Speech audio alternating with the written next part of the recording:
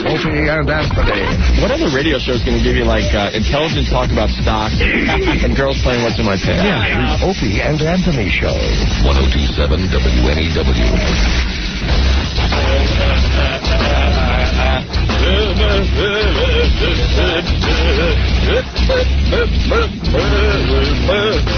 It's the Opie and Anthony Show. Hey, first half, you're enjoying the musical stylings of Korn. Yes.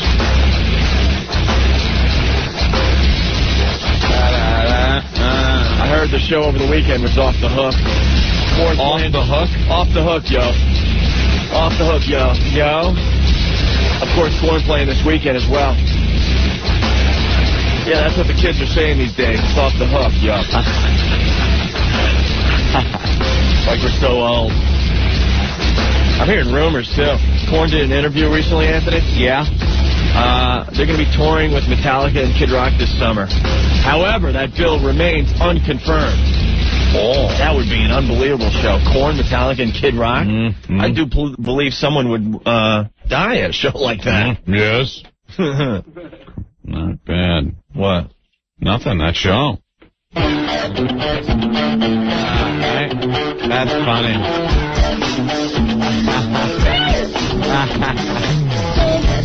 Ribbon off my eyes. I'm exposed, and it's no big surprise. Don't you think I know exactly where I stand? It's one forcing me to hold your hand.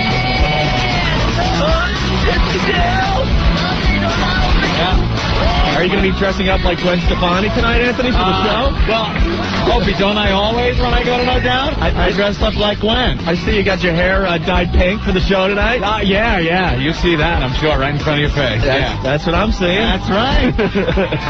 It might have been the blotter ass that I did before the show, but it looks like you got pink hair and a pink goatee right now for the No Doubt show tonight. For Gwen, and I stand right in front, and I gawk at her and try to get her attention. And I dream of the day where I may be able to go home with Gwen Stefani and chop her into little pieces, bury her in the yard with the other dirty girl. So, hey, tonight when you're at the No Doubt show, what's the move when this song comes on? Are you just going to be like, what are you, a tool? What's the move, though? Or do you just kind of nod to the stage like, yeah, all right, I know this one? You know the deal when your favorite song comes on when you go to a show? No, I think I rip my clothes off and try to sexually assault Gwen Stefani during this song. That's what it is. That's the move, right? I rush the stage and try to get through the bouncers and try to rip her clothes off. Yeah, that's it. You got me. I'm going to No Doubt, right, tonight. Should be a lot of fun. Over Roseland. Oh, yeah. Should be a lot of fun tonight. It should be. Say hi to all the Z100 listeners. Oh, yeah? Yeah. Big Z100, man. Well, payback's a bitch there, Opie. No, I'm sure there will come a time when Sandy wants to go to a certain show that's in town, Ricky Martin, and I don't go. Oh, you don't? No, I swear. You get the tickets. I get the tickets for her, but I don't go. Why not? I have Korn tickets for her and I for the weekend. Yeah? Because she's into the Korn. Good. She's into that Korn stuff. There won't be any shows. I think she's into No Doubt, but No, see, I've been going out with her a long time. That's the difference. Right? Oh, is that it? Oh, yeah. So you just, bail? So you're kind of like starting over. You got to realize that. There are things you do in a relationship at first. Just an observation. I can't get inside my pal's head, but I mean, you go out with someone as long as I have with Sandy, then you start blowing off like the No Doubt shows and stuff. All right, easy. Yeah. No. There it is. No. The look on Opie's face when he went to our boss and told him he needed Ricky Martin tickets for Sandy. Yeah.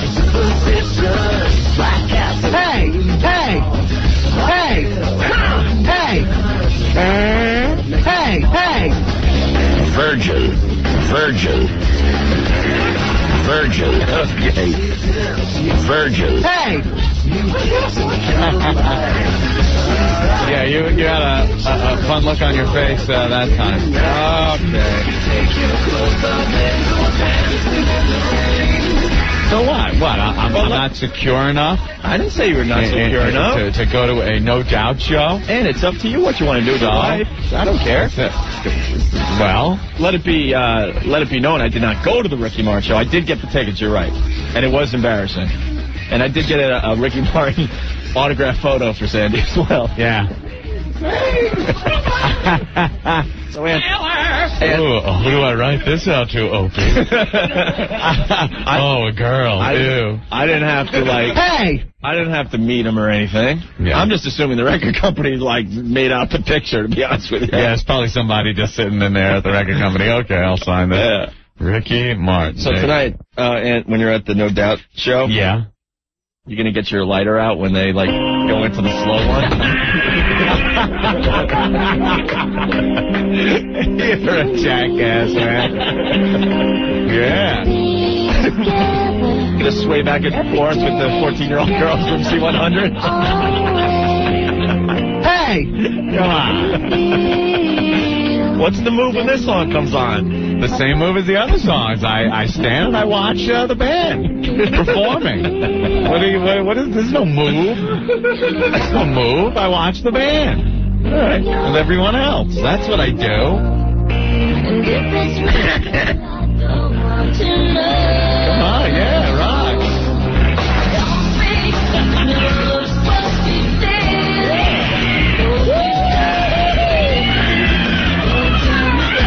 This is rock and roll. First of all, Rick. First of all, Rick, Mr. Loverboy concert. What's your problem with this whole thing? So? Yeah, Rick, you've gone to the worst shows out of all of us. Yeah, I don't think you were taking a girl with you to the Loverboy show. Yes, I did. No, you weren't. Yes, I did. That didn't come. What was his? And I got was paid. His name? I got paid to be there. Yeah, I kind of like this one. Anyway, look at Ben. Anyway, so come on. If any of our faithful listeners are gonna make it to the No Doubt show, I want a full report. I want to know what Ed's doing during these hits. Oh, you know damn well tomorrow you'll be getting phone calls.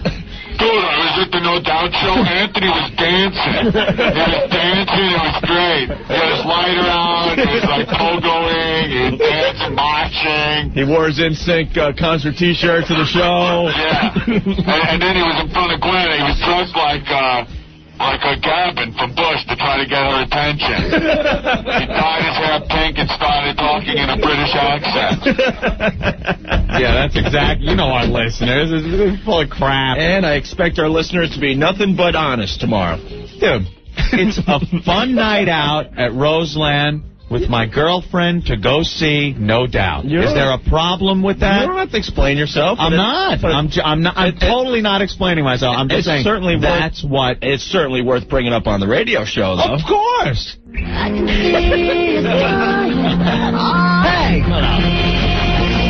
Well, it kind of rocks right here, Ed.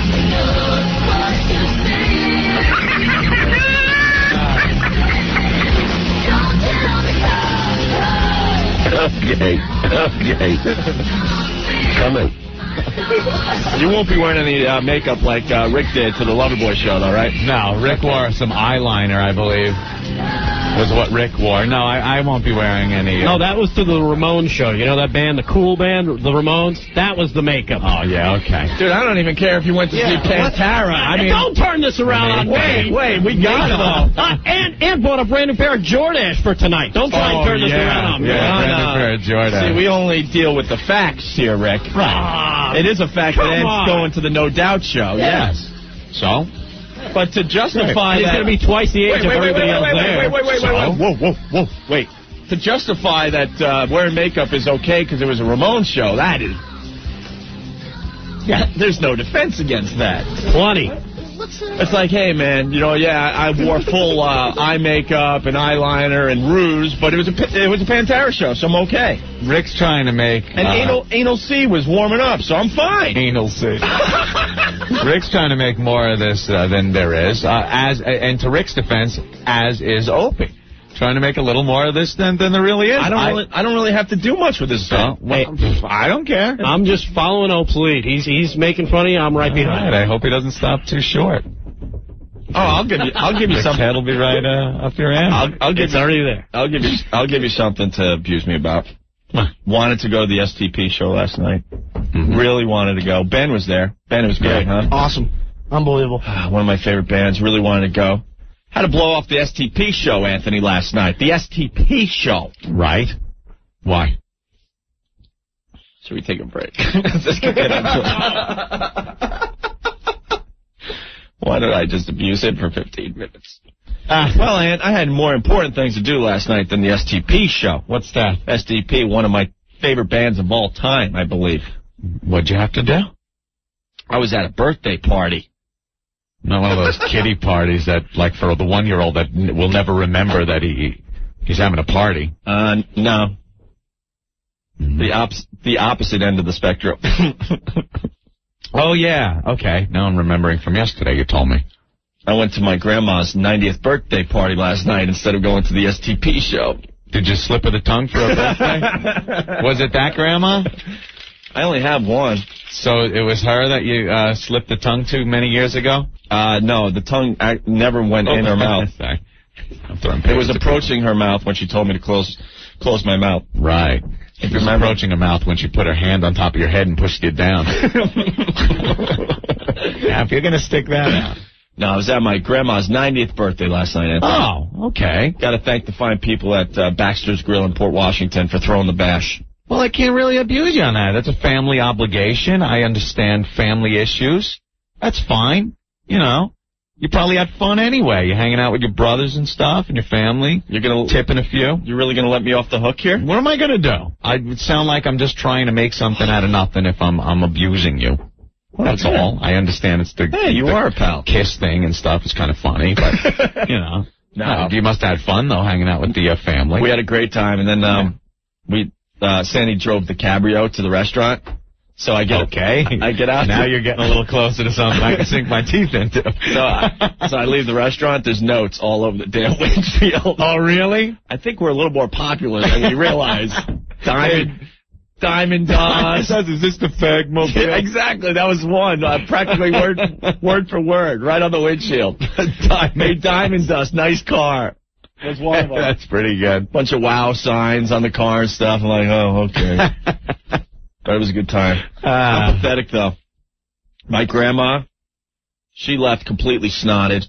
Oh, really? Yeah, because I have one of these, like, 90-year-old grandmothers that still with it. Are still happening. There's other people that say, yeah, my grandma's, 90 and doing really well. And then you meet them or something. And it's like, oh, well. They're just a shell. Right. My grandma still parties. She still drinks. Totally coherent. Cool. Could live on her own, but she's not currently. Mm-hmm. Up until recently, still going to Atlantic City with her, 95, 96-year sister. Yeah. To gamble. Wow.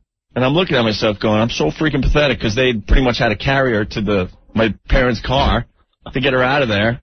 It's not. And I had 2 glasses of wine, and I'm like a mess today, hungover. Sounded like a Psycho Mark yesterday.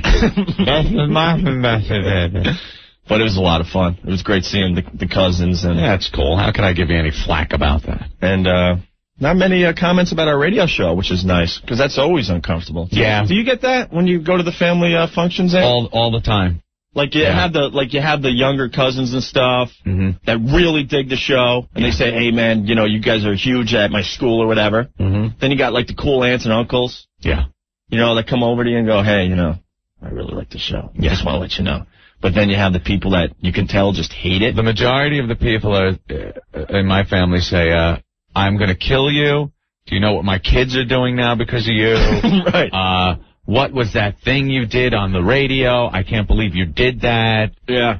People ask me about it, and I just say I don't know. No. They totally disavow any knowledge of our actions. Yeah. And they say they're not even related. I know, they sometimes. make excuses. Well, actually, I was related through marriage. I'm not really a blood anymore. I'm not related through blood or anything. Don't even know him really. Knew him back in the 3rd grade. Yeah, that's what I get. It's so awkward. But a lot of the aunts and uncles loving the most offensive song contest. I was very surprised at that. I'm very surprised we're sitting in these chairs today. Really? After my brother's song yesterday.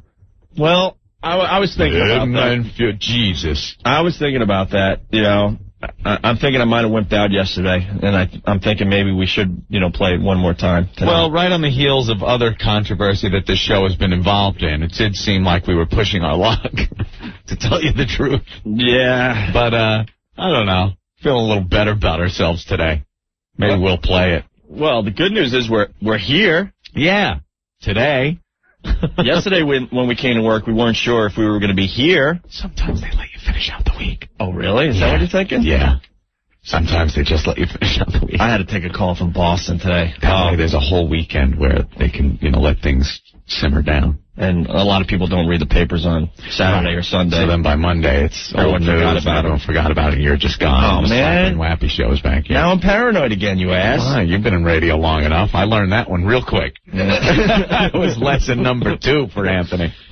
I had to take the call from Boston today. We're really trying to get syndicated back to Boston because we have a huge following that we kind of just left. Yeah. We didn't want to leave, but we were asked to leave at the time. Now we're glad we're back home. Yeah. Because now the audience down here, I think, is twice as big and strong as it was in Boston. But we would like to have some kind of presence up in Boston, yeah. And we were supposed to be syndicated. I'll tell everyone. We were supposed to be syndicated back to Boston around January 1st. Yeah. Mm-hmm. What are we up to now? April 6th, I believe? April 6th. Here it is, April 6th, and you might ask, well, then why aren't you guys syndicated? Because every time we screw up, it's like a prison sentence. Yeah. They add time onto our prison sentence. Mm-hmm. All we have to do is, behave for a month, and we pretty much get what we want. Syndication back to Boston. Just leave certain situations alone, and we'll be fine. Right. But Aunt and I are like crack addicts. We can't put the pipe down. We cannot put the pipe down. We know it's wrong. Things are handed in our lap, like a big rock is put in our hand, and we know if we smoke it, we're going to get screwed. Right. But we can't throw the rock down. Just addicted. As much as we try, we're addicted to this crap. We know it's wrong. We know that when we do certain things, we're going to catch hell for it, and sometimes quite serious hell. But for some reason, for that thrill, for that radio that we get out of it for 5-10 minutes, we just have to do it. I don't know what it is. We tiptoe the line of being fired on a weekly basis. And that's all not a bid or anything. All we have to do is, not tiptoe. Just don't go to the line there. Be good. We know what we're supposed to do, and we still can't do it. Be good. But for some reason, I think that's why our listeners like listening to the show. Yeah, it's sort of a catch-22. They know. You guys know eventually we're going to blow up ourselves. You know it. Don't say that. You said that last time. God, I hate when you finally make that little announcement. I mean, we're trying. We're trying to behave, We're just trying to do entertaining, fun radio. Other people don't seem to see it that way. Hello, my name is Anthony. Right. It's been 2 weeks since we were last not team players. We had a 3-week run there, though. One day at a time, they say. You fall off the way. We ought to get, chips like they do with the AA, I guess. What do they give you, chips? Is there a 12-step program to totally effing up your career? We're trying. We need it. Because as the boss said yesterday, Stupid! You're so stupid! We were up to 3 weeks without getting in trouble, which was the longest for a while. And we blew that streak 2 days ago, I guess. I don't know how that happened. So officially, this is the second day that we're not in trouble. So we talked to the guy up in Boston. And I was scared. The first thing out of his mouth, what the F did you guys do? What the hell is wrong with you? What's wrong with you? And then you try to explain it. It never makes sense. You always just sound like you're trying to explain yourself. Yeah. It's just like when somebody tries to explain themselves on this show. Right. It just doesn't work. You dig yourself deeper. So here we are. Syndication never. It was supposed to happen January 1st. We're up to April 6th. And rumor has it another month has been tacked on to our sentence. That's what I'm hearing now. Another month. There was no clean decision made as to when we were going to be syndicated. Right. But whenever that would have been, right. Now there's an extra month on. An extra month tacked so on. there's not even a light at the end of the tunnel. And all we have to do is, stay out of trouble. And we get what we want. We know that. We know that as we sit here. I don't know, man. But things are just dropped in our lap. Yeah. The rock falls right into the pipe and it jumps in our mouth. The pipe is in your mouth? Well, the crack pipe. The crack pipe. Come on, I think we all know what analogy I'm making. All right. So with that, we move on. Yes. With our little local New York radio show. It's not little, though. That's the cool part. Or we would have been fired, I think. Yeah. But to the people that matter, they know who they are. Just want to let you know we're just trying to have some fun. Yeah, just a little fun.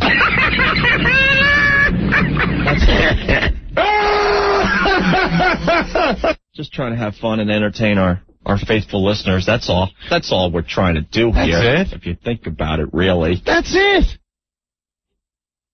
Problem? I don't see one. All right, now let's move on with the show. Yeah. I guess we're in the Daily News today. We could discuss that. We got to play Joe's song again. We have Stephen Lynch coming in today with 2 brand new songs. Brand new songs? Yep. Rock. We're going to get the new entry cut up, too. All right, another new entry in the Most Offensive Song Contest. There's a couple other things we had to get to today, too. I can't remember. Jay Moore might be stopping in. I don't know. It'll develop as we go here. 212-757-1027. We'll be right back. Hi, this is Louis Black from The Daily Show, and you're listening to 2 of the most psychotic human beings I've ever met. My pals, Opie and Anthony, on 102.7 WNEW. Opie. I'm all for violence sometimes. Anthony. Hey, you guys are a bunch of pussies. God, I want to punch you in the face. That'll leave a bruise. 102.7 WNEW. It's the O&A show. Well, there'll be a lot of helpful emails coming in for me. Wendy writing in, Anthony, do you want to borrow my skirt for tonight's No Doubt show? Vinny, Staten Island, Anthony is going to be the designated alcohol purchaser for all 12 and 13-year-old girls. Chris from Jersey, please tell me that Anthony won't be wearing a belly shirt. At the No Doubt show? Yeah. Yeah, that's what I'm going to be doing. People are pounding me. That's pretty funny. Hey, come on. All right, Jake has something to say. Jake, what's up? Hey, guys, how you doing today? Pretty good. I was thinking about this whole syndication thing, and it's like that scene in Shawshank Redemption. Yeah. Every time Morgan Freeman goes in for his parole hearing, he's like, oh, yeah, I'm rehabilitated. I'm real good. Nothing will happen again. And they deny him, and he goes back. And finally, the last time he goes in, he's like, you know what, screw you guys. I haven't changed. I don't care. Well, we care. We just have a weird way of showing it. Yeah. Well, it makes it fun on our side here. We watch you guys. It's like watching, it's like watching a jumper on the roof. You're waiting for something to happen. Like, come on, you want to take that next step. He falls off. Yeah. Oh, eventually there'll be a big, disgusting stain on the sidewalk, and that's all that'll be left of the Opie and Anthony show. Right, and that's the only bad thing is then afterwards you walk away. You're like, all right, now what? Get something to eat or something. Yeah. How true, how true. That's pretty much it. All right, Jake. All right, guys, be good. Thank you. Over and out, Diamond Dust. 10-4. 10-10, 10-8. Keep it between the ditches. Good buddy. You shake the trees, I'll rake the leaves, good buddy. Keep the shiny side up and the dirty side down. Double nickels all the way. I'm distracted because Jennifer had an erotic dream about O&A. What? We always have a problem with these. What? What? We like when you ladies have, like, an erotic dream about one of us. Yeah. When you lump us together, it's just... It's dream homo. Dream homo. Jennifer, what's going on? Dream homo. Hi, guys. Hi. Yeah, one of those erotic... Well, I've had more than one. This is why I'm calling. Okay. Oh. It's getting to be a problem. Yes. Well, tell us about the last one. Well, it's very vivid. Yeah? Yeah, vivid. Well, just talking code. You know some of the code words of this show, hopefully, by now. Yes, I do. Okay. It's kind of embarrassing. I mean, like, you guys are, I'm pleasuring you guys, you're pleasuring me, and it's just... Oh, yeah? It's a constant thing. It's like I am infatuated with you guys. So I'm dreaming about you guys. How does Why? it start? Yeah, how does it start? Give us a little rundown on the dream. I have a feeling I'm going to be creeped out, but let's go. No, it's usually like, we're friends and we're hanging out somewhere, having a few drinks, and Not too weird yet. Okay, good. and then we're all flirting and hanging out and attracted to each other, and one thing leads to another, and before you know it, the three of us are just pleasuring each other. Oh. Okay, listen. Are we all naked? Sometimes, sometimes not. I mean, it's just very vivid in the fact that you guys are really there, like the conversations, your personalities are there. Who's better? Opie. Yeah. But then it sure is a dream. All right. And then Sandy always gets in the way, but... Well, then it is real life. I was going to say, you sure it's a dream?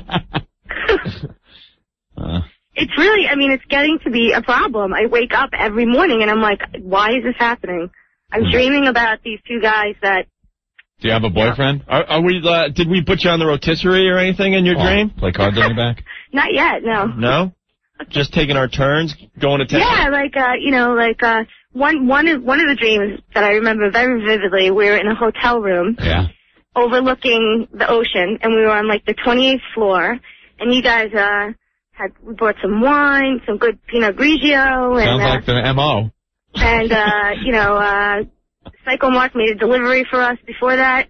What's that? And I'm sorry? Some weed? Are you sure this is a dream? Well, I've been listening to you guys long enough to know the realities. That's what I'm saying, is that it's really in my brain. It's these are all realities for me in my dreams. Yeah. Now, do you have a boyfriend? Not at the moment. Yeah. No. And I'm not getting any. That's the other maybe thing. that's it. You're pent up. What do you look like? I'm cute. I'm 5'5", blonde hair.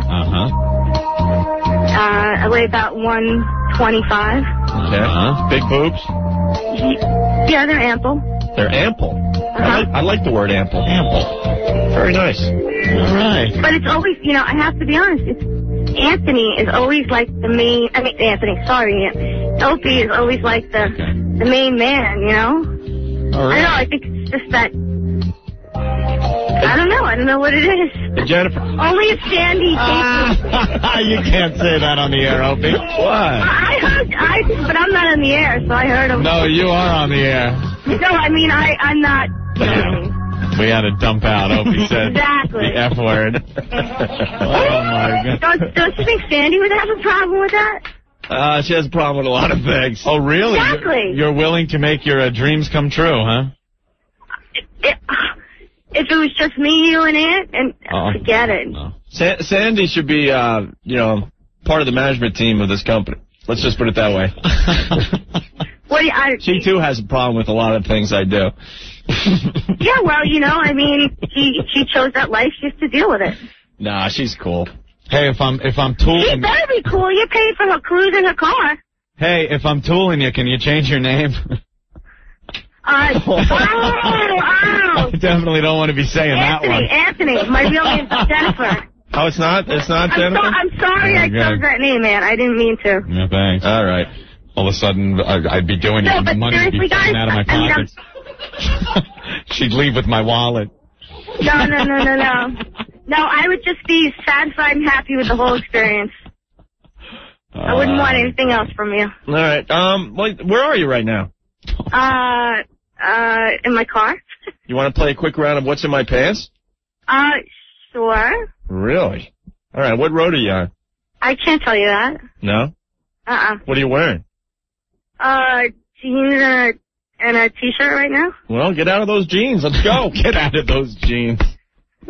My God. How do I do that? What do I do? I pull over the side of the road and put the phone in my pants? I mean... Yeah, you just loosen up your pants, and then you put the phone down against your thatch, and you do a little rubbing back and forth so we could get kind of a line on what you're packing down there. Right. What kind of... All right, well, I don't think the line of cars in front of me or behind me would appreciate it, so I will pull over. Oh, man, we like when the girls do it while they're driving. Oh, yeah. Oh, you do? Sure. Oh, yeah. What kind of panties you got on? As the ambulance wheeled up to the accident scene, they're wondering how the phone got there. No, the best yet is there's a school bus in front of me. Oh, good. All right, what kind of panties you have under those jeans? Oh, Victoria's Secret. Nice. Only G-string. Okay. Oh, well, that's telling right there, isn't it? I'm thinking black. That's a little telling. Today I have on white. White? Okay. White, yes. Must not be that time of the month. Very good. I got your cycle down now, too.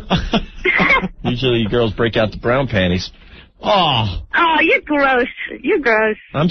That's Opie. They don't usually start out brown, No, I'm saying, I'm not lying. I know you're not. You girls like the darker colors when, your friend comes. Absolutely. All right, so are you ready to play What's in My Pants? Yeah, I just have to get away from the school bus with the 4th graders on it in front of me first, okay? All right. We'll get a little thrill out. All right, as you pull over... As you pull over, I got to read a few instant feedback. Steve from Jersey. I had a sex dream about Spaz. Oh, my God, that's a nightmare. He was the pivot man at Nambla's circle. The pivot man at a circle jerk. That's funny. Kevin Spacey checking in, Anthony. Oh, yeah. Hey, Aunt, what time should I pick you up for the No Doubt show tonight? Kevin. Damn, there's so many school buses out. I hope they cube out my face on the rag magazines like they did that young male model he was with the other day. If Jay Moore's coming by, we got to get that rag magazine to show him what his buddy Kevin Spacey's been up to. We asked for that 2 days ago. Who do you think that was in the pictures? All right, are you ready to play What's in My Pants? I am. All right, your jeans are down. You got your Victoria's Secrets ready to go there? Yeah, I'm nervous. Nervous? It's just That's okay. Aunt and I and a few of our friends. No one else listening. Okay. They're too busy listening to Z100. Yeah, that's the station that they're listening to. With those stupid DJs over there at Z100. Z100. That's our new enemy. They suck. They really suck.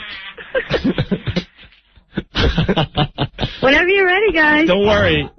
No one's listening to our show because they have PLJ on. Yeah. Hey, guys, can I tell you something? I went out stupid. happy hour Friday night with a lot of professionals, and everyone is so in the closet about being an Opie and Anthony fan. Yeah.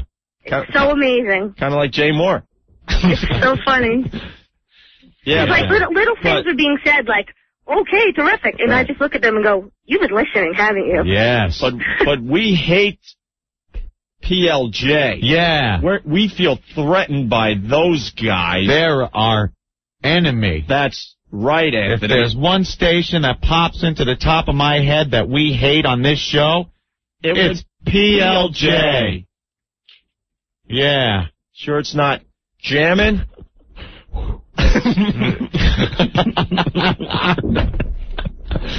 Oh, my God. I know. Q104. Yeah. That's an oldies station, isn't it? That's right, Anthony. They play nothing but old classic rock. And we hate them. Oh, Sole Mio. Virgin. Okay. Our new enemy, Hot 97. Hot 97. They're really bad. Right. We don't like them. We don't like dance music. Hey, how about that La Mega? Hey, they're all like speaking another language over there or something. It's like it's not even English. I also don't like Mike and the Angry Wolf. I hear that's a new radio show. La, la, la, la. Oh, hey. Hi, Jennifer. The last 5 minutes was very inside, I know, but Hey, are you ready to play? Yeah. Okay. If you would please put the phone down your pants, rub it side to side, up and down, and in a circular motion, and then do not reveal what you have in your pants until we ask you. Okay. All right. Let it rip. Can't believe I'm doing this. Hold on.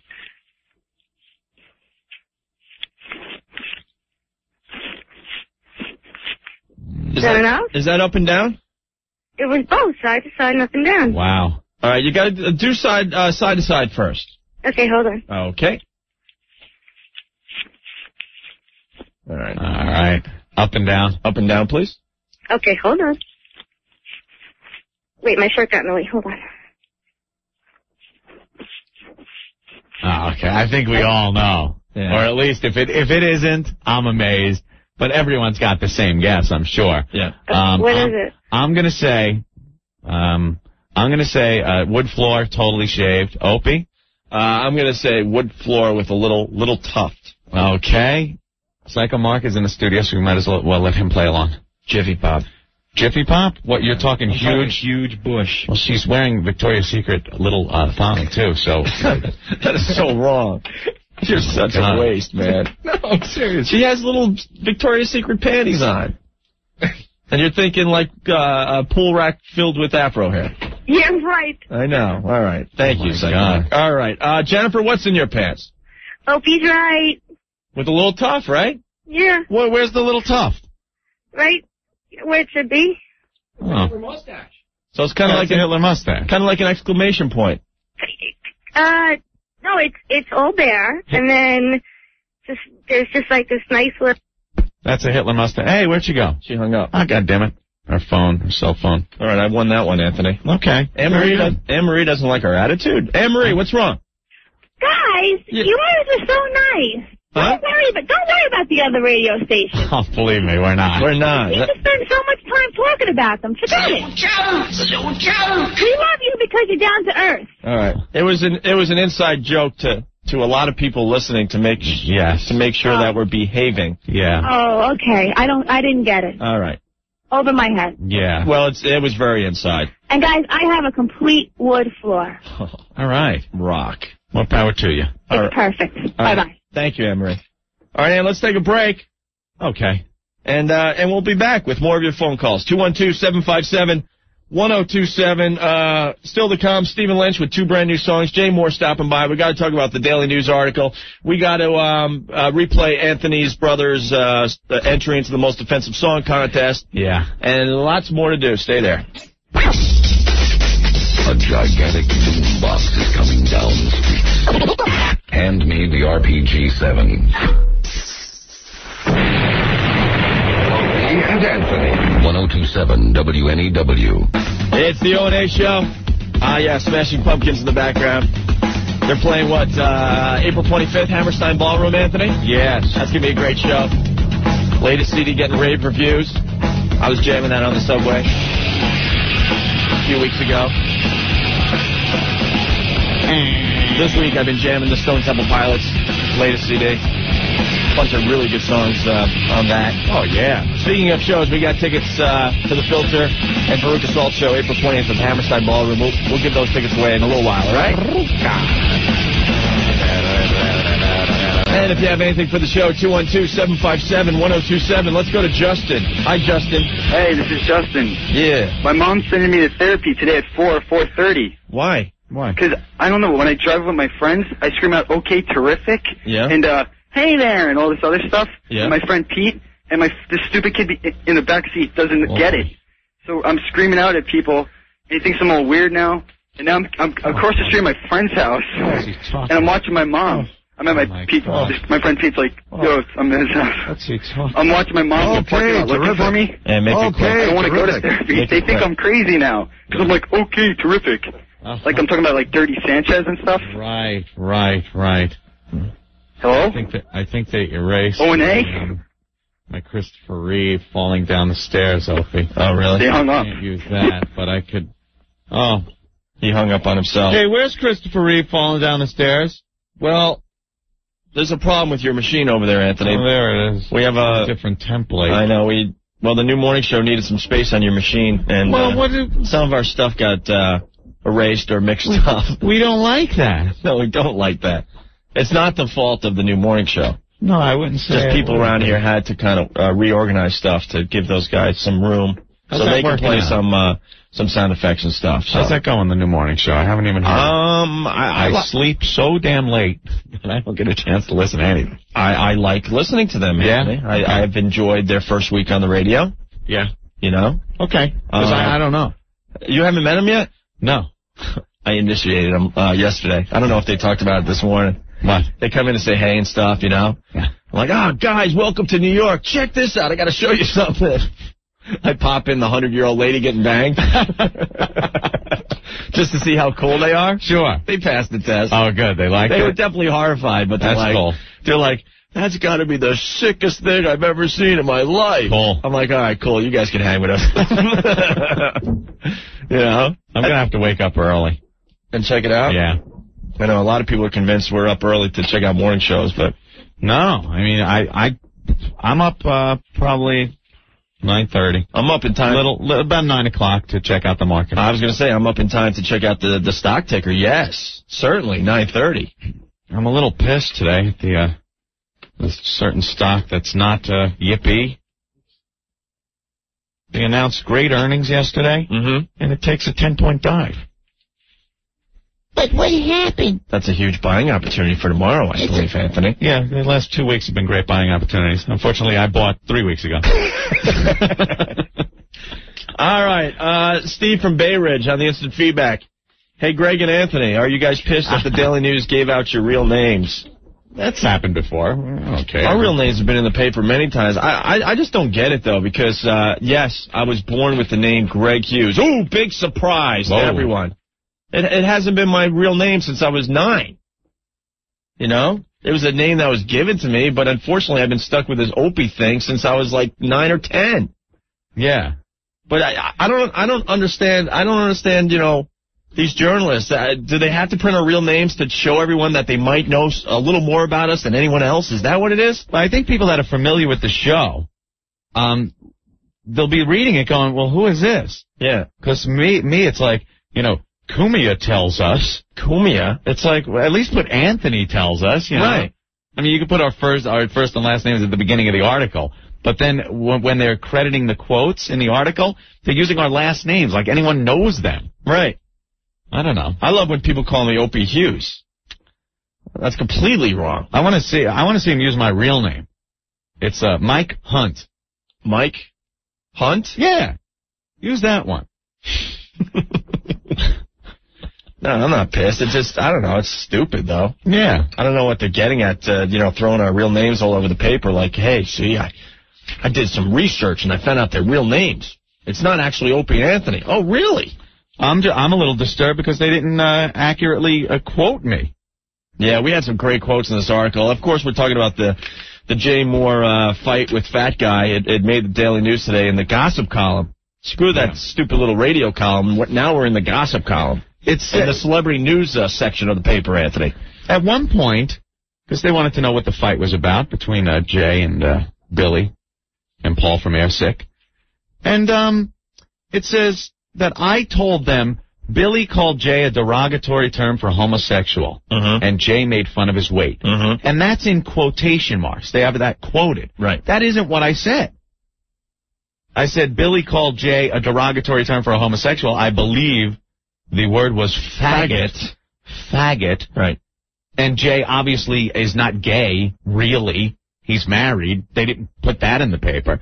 And Jay made fun of his weight. I didn't say Jay made fun of his weight. I said Jay called him a fat F. Right.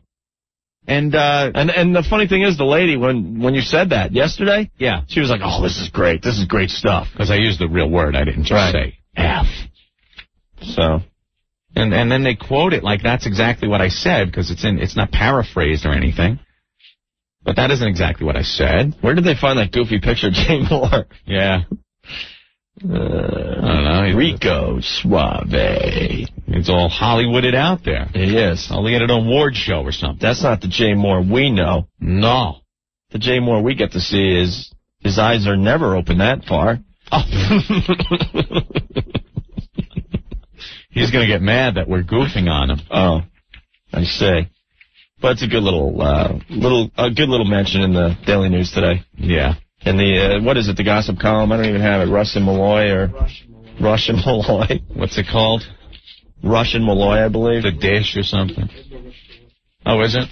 What's Spaz? Oh, thank you, Spaz. What's your code? It's Russian Malloy. That's fine. I just said that. All right, there we go. Thank you, Spaz. That helped the radio show a lot. Who's the blonde? What do you mean? Tara Reid dazzled date Carson Daly in a glittery top. Look at that. Whoa. Man, this Carson's getting some trim, huh? Yeah. Holy mother of pearl.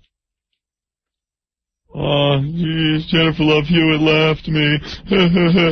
Where's the latest friggin' Britney Spears look-alike? I'll spear her. Yeah, he was like with Aguilera for a while. Was he? I don't know what happened there, but they were hinting that they might have had a little thing going there. Boy, how the MTV look has changed over the years. Who would think Carson Daly would be the guy? You know? Just go back over the years. J.J. Jackson. J.J. Jackson wasn't banging like Britney Spears type singers. Alan Hunter wasn't hanging with the in crowd. Alan Hunter. Oh, who was Alan Hunter banging? Well, what about Mark Goodman? Mark Goodman. Well, we know who he was banging. We found out a lot of things about Mark Goodman in our stay here at NEW. Yeah, we know who he was. Very interesting. Banging. I think we have some audio from one of his sexual romps. Let me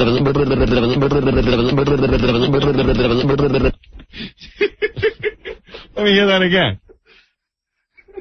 Well, when it cues up, you'll be able to listen to it again, Anthony. Mark Goodman's bedroom.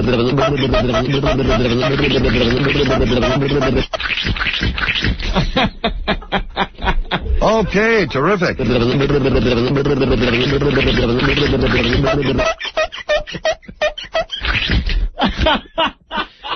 All right, get that out of there. All right. Yeah, Mark Goodman was getting something. Some people don't have a sense of humor, if you know what I mean. Come on, that can't be off limits, too. Jesus. So listen, Rick's getting some of the audio of the fight, because they're talking about it in the Daily News today. Yeah. The fight from 2 days ago. We haven't heard it back yet. I know, I want to hear some of that. So as soon as Rick's ready with that, we will put it on the air, okay? Okay, terrific. But as far as using our real names in the paper, whatever. Yeah. Oh, well. Yeah, that was the name I was born with. Yes. As we go to spots here, I don't know, I think we got to play Joe's song again. Oh, no. Yeah, we do, though. We definitely do. We're doing the most offensive song contest. And Joe's song yesterday might have put the contest out of reach. Yeah. But we did get some really funny entries today. Really funny. Fox on the Run. Oh, my God. Whoever wrote Fox on the Run out there, you had us peeing in our pants. But I don't even think we could get the song on the radio. I know. Because just think what rhymes with Fox. Yeah. That has something to do with a guy's junk. Yeah. All right, so it's Courtney's last name. Oh, okay, very good. So instead of Fox on the Run, it's Warrant on the Nun. Yeah. It was outrageous, to say the least. So, should we explain this song again, Anthony? Oh, my God. Well, it's the most offensive song contest. Mm-hmm. We've been running it for a while now. Mm-hmm. And in order to win, you have to write the most offensive song. Things that offend people, Opie? What is it? Racism. Anti-Semitism. Sure. Child abuse. Yes. Child sexual abuse. I mean, this is all the most offensive. These are things that offend people. Sexual orientation. Right. Gay bashing. Has been covered. Things like that. Very offensive to a lot of people in our community. No one has been saved from this contest. Right. No one. So in order to win, you have to write the most offensive song, being creative, original, and indeed offensive. And we've had some in here that have made us cringe, and we were thinking maybe we shouldn't play them. But who are we? This is the most offensive song contest. We have to leave it to the people. We understand it's offensive. You're not going to write us letters and emails and phone calls and go, oh, my God, that was horrible. How could you play that? We know. That's the whole reason. Right. Oh. I get so angry when people bitch about this. And you guys are calling us wimps. If you're offended right now by anti-Semitism, by racism, by sexual abuse of children, by gay bashing, don't listen right now. We're playing songs. If you're offended by spaz, turn off your radio. Right. Oh, wait, we just lost our whole audience. Hold on. Let me take that one back. Oh, they can never come back.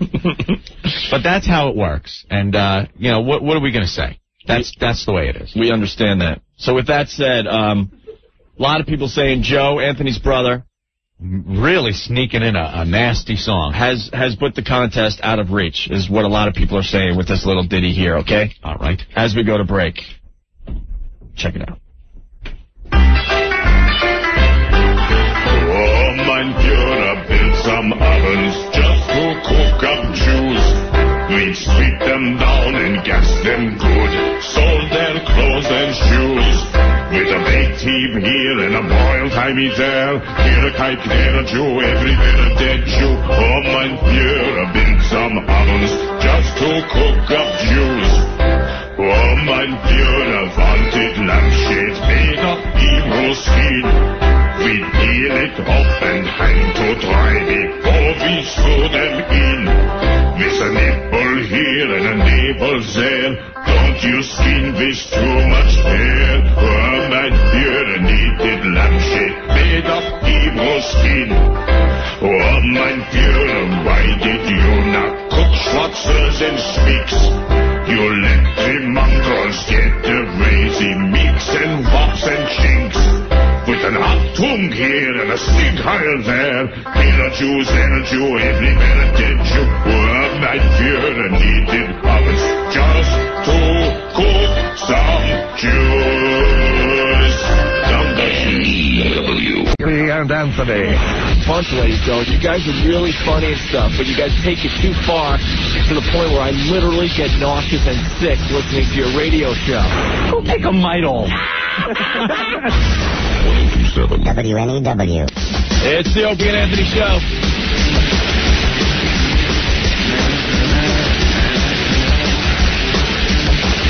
Filter playing the Hammerstein Ballroom with Baruch Assault, April 20th.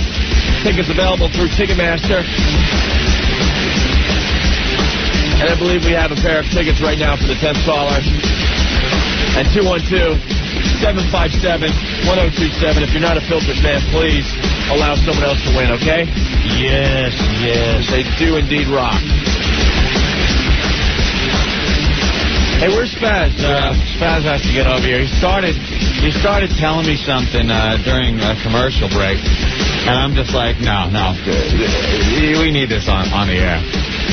Spaz, always trying to educate us, Opie. Yes. So he was trying to enlighten me on, I don't know, journalistic protocol. Oh, because we're in the gossip column of the Daily News today about the Jay Moore fight.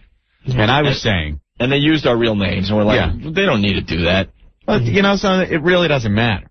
I mean, who cares? They've done it before. Right. But when they attribute the quotes in the paper to each of us, they do so by saying, like mine, it says, Cumia tells us, using the last name. Hughes tells us. And anybody familiar with the show, we don't use them on the air because they don't really roll off the tongue. So why would they attribute the quotes? Why not just say, Anthony said, and according to Opie, right, blah, blah, blah. Because it would make a lot easier reading. I have to say it again. I'm not proud of this, but Opie's been my name since I was 9 or 10. It's not a radio name. It's just what I've been called since I was really little. Greg is not even my name anymore. When people say Greg, I don't even turn my head. I don't know who they're talking about. Mm-hmm. So what do you have in this, Spaz? Well, I was just telling Anthony that it is normal to attribute quotes to the last name of the person. Right. And where did you learn this, Spaz? I took journalistic classes and I wrote for the college paper. And that's what you were taught? Yes. To use the last name when you're quoting a person? Yes, when you're quoting a quote, you use the last name. When you're quoting a quote. You're attributing a quote. Even if it's called the Opie and Anthony Show and your characters, as it would be, are named Opie and Anthony. Your principal characters of the show are Opie and Anthony. Yes, even so, because in the top of the article, it clearly states Anthony Cumia and Greg Hughes. Yeah. So everybody now knows your last names throughout the entire article. They now attribute to Cumia to Anthony and Hughes to Opie. So now they know because it's at the top of the article, which is what most people read as the first paragraph. Right. Then when they get down, then they know that Cumia is your last name. Stupid! You're so stupid! You're an idiot, man. You really are. But it's true. So why don't they use actors' real names when they're quoting actors? Because, you know, a lot of the actors out there, that's not their real names. You realize that, right? It's not their birth names. Kevin Spacey's not his birth name? Well, I don't know in the Tom Hanks. I don't know in the Kevin Spacey, you know, as far as Kevin Spacey goes, but most celebrities, not saying we're celebrities, but we're in the celebrity column, most of the people they talk about, that's not their real names either. Well, I wouldn't know. I really don't know anything about that, but I was just saying that it's proper protocol in journalistic writing. Oh, my God. Oh, to do that. Okay. Well, look at that, Oh. We learned something new from Spaz. Wait, Spaz, do you have a definition for protocol? Protocol, yeah, it means properness. It means like, properness? Yes, properness, like, properness. Yeah, if I had to pick a word for it, it means properness, like a set order of things, it's gentlemanlike. All right, and do you have a definition for properness? Properness, protocol. Nice. Properness, nice. Yes. Okay, not mean. No, because everything's proper. Everything's in the right place. All right. Proper. Okay. Very good. Well, I was just, wondering, and then Spaz came in and enlightened us. And don't forget tomorrow's Spaz's Week in Review. I'm hearing rumors about something that happened to you on the streets today. And you're going to, talk about it tomorrow? Want to give us just a hint? I was walking into the building today and something wet was hitting my head. Something wet was hitting your head? Yes. And what do you think this wetness was? Well, I looked up at the sky and there was no clouds where I was standing. Right. And there was nobody, squeegeeing the windows, so I was just wondering where it was coming from. And it wasn't a bird. It was just dripping all over my jacket, my book bag, and my head. Oh, my God. Okay. Yeah. And what do you think it is now? Because I heard some people helped you out with what was going on up in the sky. It could be somebody was leaking off the roof or at the window, taking a leak. And taking a leak. And you'll be discussing this in your Week in Review tomorrow? A little warning to your fellow New Yorkers. Do you honestly believe someone was taking a leak on you? But that was the explanation that I got. I didn't know what happened, and somebody told me that I was taking... There's probably 20 explanations before that I would think of before someone peeing on you in a building where the windows don't open. That's the only explanation I got. I don't know how else... So, and don't wreck it. So for your Week in Review, you'll be discussing this? Yes. All right. That's just Ant's opinion. I want you to have the Spaz opinion, what you think happened to you today, and what you could say to your fellow New Yorkers to warn them against this atrocity. What? You washed your hair 3 times in the bathroom? Yes. Which I didn't really want to do because when I wash it, it gets fluffy. And poofy. Now... Wow, I'm amazed. Someone peed on my head out of the building where the windows don't open. And this building, right? And it could have been a construction site. Don't blow it, man, for a moment. Okay, well, he's already got it down, doesn't he? You have it down already, right? Your comments? We don't want you changing any of your comments. Well, I haven't written my comments on this yet. Oh, okay, then we'll leave it alone. I'd rather do this one off the cuff. Huh. You want to do it now? Maybe just a little preview? Maybe I can tell you a couple of things that it might be? I don't want to let loose now. I'd rather do it all in one shot so I can really, get the subject. When was this now? Yesterday? This morning. Oh, this morning. Look at his hair. It's all poofy. It gets poofy when I wet it. I had it flattened. It gets wavy, too. I have to give you at least 3 other things it could have been. No, and if you're going to do that, then let him do his rant first. Okay. I can't do the rant right now. I gotta do it tomorrow. I gotta build up more anger. God, you gotta build up more anger. You're convinced someone leaked on your head and you need to build up more anger? What's the problem? Who are these people leaking on your head? Who do you believe they are? You gotta have an idea. No, some kids might go late. I know people like to play pranks. Some kids might go up to the top of the roof and say, hey, I'm gonna whiz on somebody's head. And just how many? Are there possibly 40 floors on this building? It's a 40-story building that we're in. They might have good aim. They use smart P, like you see in Baghdad. The missiles, remember those that went down the air conditioning shaft? They have smart penises. It could be construction workers.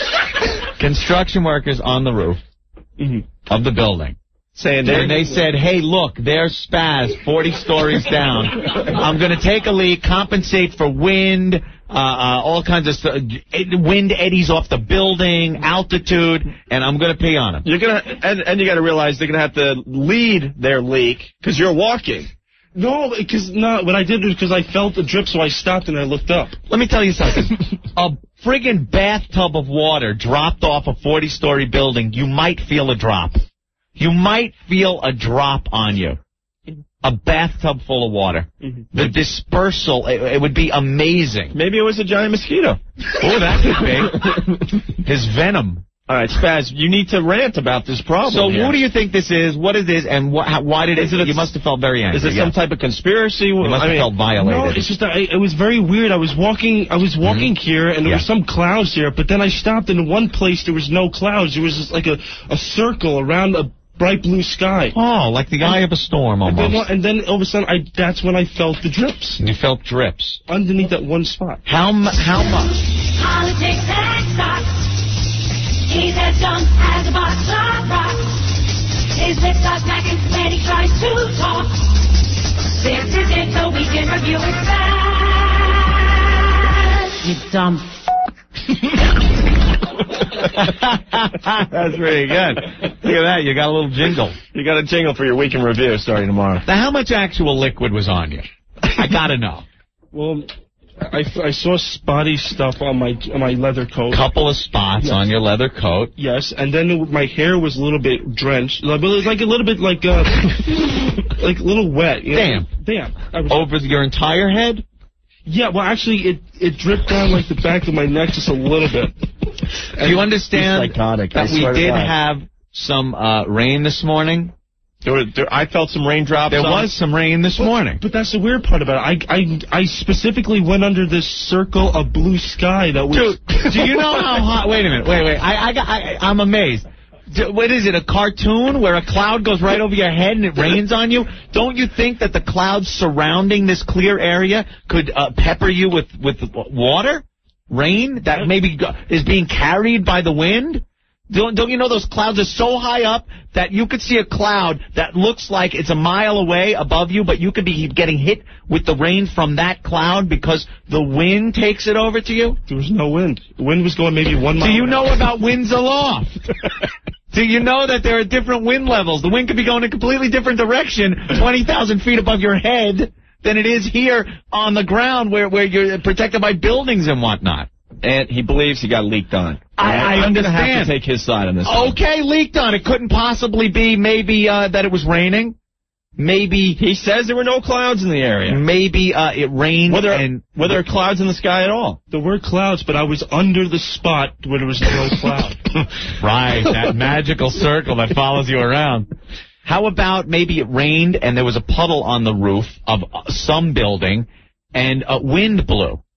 And some of that water was carried and landed on you. How about air conditioning systems which leak condensation all over the city? Sometimes you'll be walking around, all of a sudden there's air conditioning. And I'm with Spaz. If he thinks he got leaked on, I have to go with him. Too cold for what? Air conditioning? Oh my God! There's office buildings that have air conditioning running. Even in the winter, people use air conditioning. Yeah. In buildings. No, but I mean like the small window units. I'm not talking even window units. I'm talking units on rooftops that have condensation. Right. That's just one. That's one thing that's probably more possible. I'm not saying that's what it is. But he got leaked on. I think you would know if you got leaked on, man. Leaked on. So what? So now you're angry and you want to vent about people that pee on other people from great heights? I will vent when I take my segment tonight. All right. I just want the rage to build up. Okay.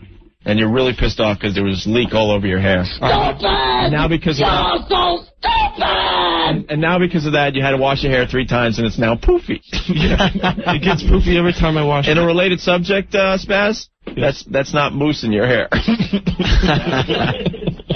I am fascinated by this man. I am stupefied. Oof. All right, Spaz, don't let, No, just deter you here. do your rant on people that pee on other people in this fair city. Stranger things have happened. Hey, I-beams come down on old ladies' heads in retirement apartments in Times Square. So who am I to say no one was taking a leak on Spaz's head? Yeah, and he has a warning, too, to his fellow walkers out there, Anthony. What's the warning? Well, he'll tell us tomorrow, or?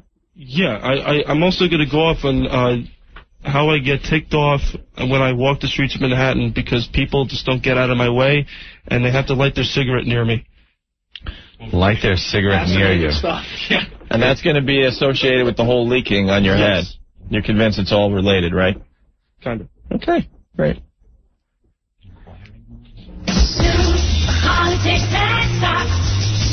He's as dumb as a box of rocks. His lips are smacking when he tries to talk.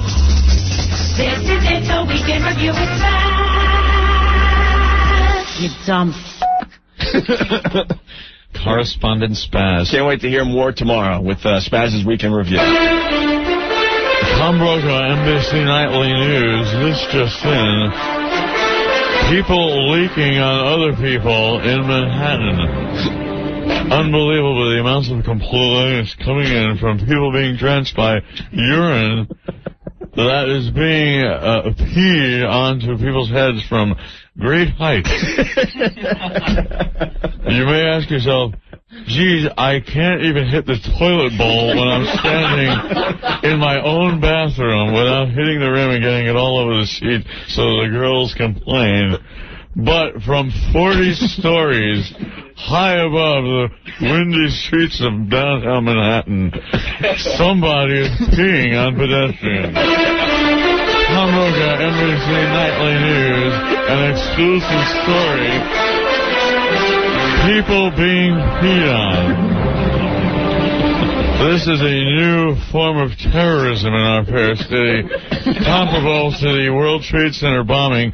We now have the World Trade Center peeing. People up on the observation deck of the World Trade Center peeing down on people on the West Side Highway. It's quite amazing. Let's get this quote from a man on the street that has been peed on. Sir? Stupid! You're so stupid! You heard it here first, folks, on Channel America and NBC Nightly News. Stupid, you're so stupid. Unbelievable. How does a stream stay together over 40 stories?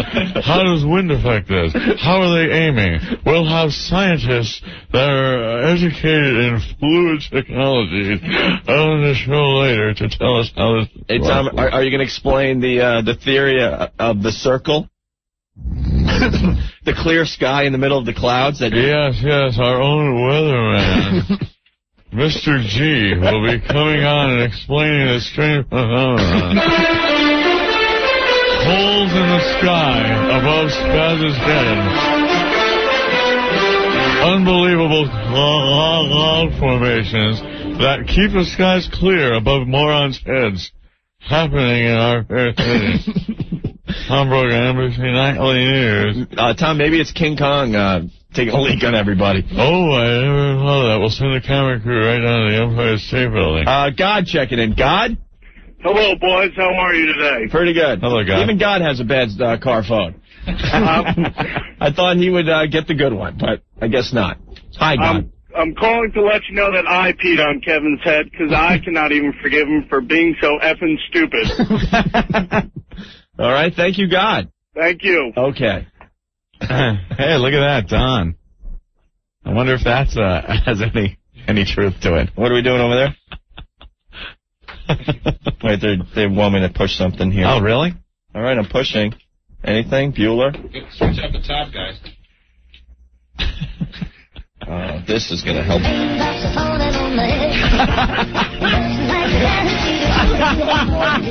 Hey, it's funny fast. Keep it. No, keep it. Stupid! You're so stupid! Whoa! Whoa! Whoa! Whoa! Whoa! Whoa! Whoa! Whoa!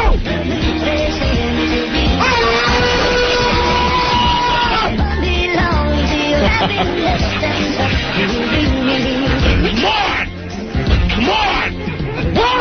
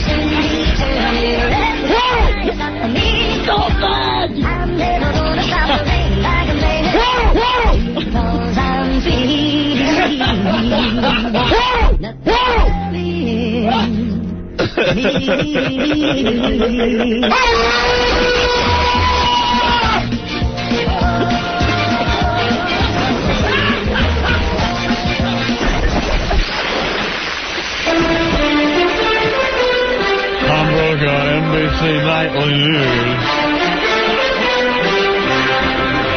In this segment, urine from the sky. A new form of terrorism sweeping the city. Young vandals 40 stories up, peeing on pedestrians. We'll have Mayor Giuliani's response to this later. Remember, that's the big story tonight. The funniest part of that whole thing was it sped up like that. Raindrops keep falling on my head.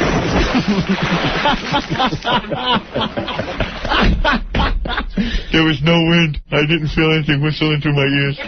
Spaz, you don't seem amused at this point. You okay? It's a serious subject. Very serious. Urine streaming terrorists high above our city. Perhaps even using enemy aircraft. Perhaps not even in buildings. Perhaps they're hiding in the landing gears of airplanes. Spaz, on Spaz's head. Spaz, out of these three things, tell me which is the most serious, okay? Mm-hmm. Giant mosquitoes attacking our fine city. Yes. Cancerous live wires. Or people leaking on your head as you're trying to walk to work. Which would be the most serious of the three? I would have to say the cancerous live wires. Okay. Cancerous live wires! All right.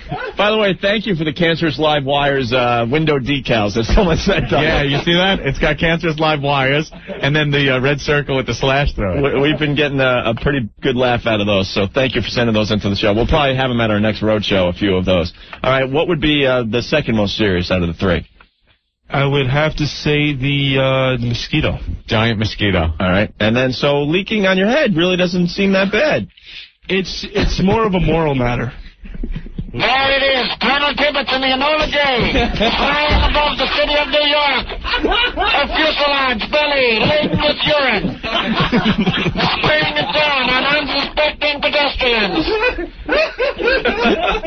This could bring an end to the war. Colonel Tibbets rolling down the runway. The implement of destruction, pints and pints of urine in her belly. Oh, my God. Hey, Lou, what's up? Oh, God, you're killing me. Now I know why you keep Spaz on. No one that stupid can be allowed to run out into the public. It's amazing. Yeah, oh, my God, I can't believe how dumb the guy is. Spaz, did you ever hear of something called a sun shower? Yes. Oh, my a sun God. shower. And what is a sun shower? A sun shower is when guys, very the guy is unbelievable. You know what I think? I think the mosquitoes following him around. All right, Lou, thank you. Oh, man. Okay, sun shower. Sun shower. A sun shower is when there are very little white clouds. I believe they're the cumulus clouds, or the stratos. Oh, they're around the sun, and... What? Wait a minute, the clouds are where? Around the sun? Around the sun? It looks like that from above, but then that's not really. How far from the sun would you say these clouds are? I really don't know. Okay. I would just say eons. Eons? Eons is a time frame, not a distance. That's a Chevy Chase reference, you idiot. I didn't know that. You're ripping off Chevy Chase. I didn't know. Anyway, that guy's going to come in here and beat you up. So now, a sun shower, you look up, and are you saying that you see clouds when there's a sun shower? Yes, but they're whitish, not so grayish clouds. But the shower that there was a center where there was just a blue sky. So it can't possibly rain from a blue sky. Wow. Of course it can. It's blue. There's no clouds to rain. The sun is blue. Oh, my God. Oh, my dear sweet Jesus. This is impossible. He walks and breathes, so there's got to be something in there, at least for involuntary actions. Is there just like a medulla? Isn't that just control like heart rate and breathing to make sure you just don't drop dead? People can live without brains, right? People live in hospitals and breathe and live quite well, but they're brain dead. Brain dead people can still breathe. Thank you, Steve. I was very curious as to that. Oh, my God. Dude, it is totally possible for it to be sprinkling on you when you look up and see complete blue skies and sun just shining. How? Where's the rain coming from? It can't be coming from the sun. It could. Yes, it can. No, it can rain. First of all, it could be from clouds that you are seeing way away from you. The winds are bringing the water to you. Winds aloft. Also, water. What am I getting an echo for? Also, water can just condense in the air without forming clouds. Or it could be blue ice from those jets flushing their toilets. So maybe you're right. You did get some urine on your head. Okay. And I said I didn't like the way he got things done.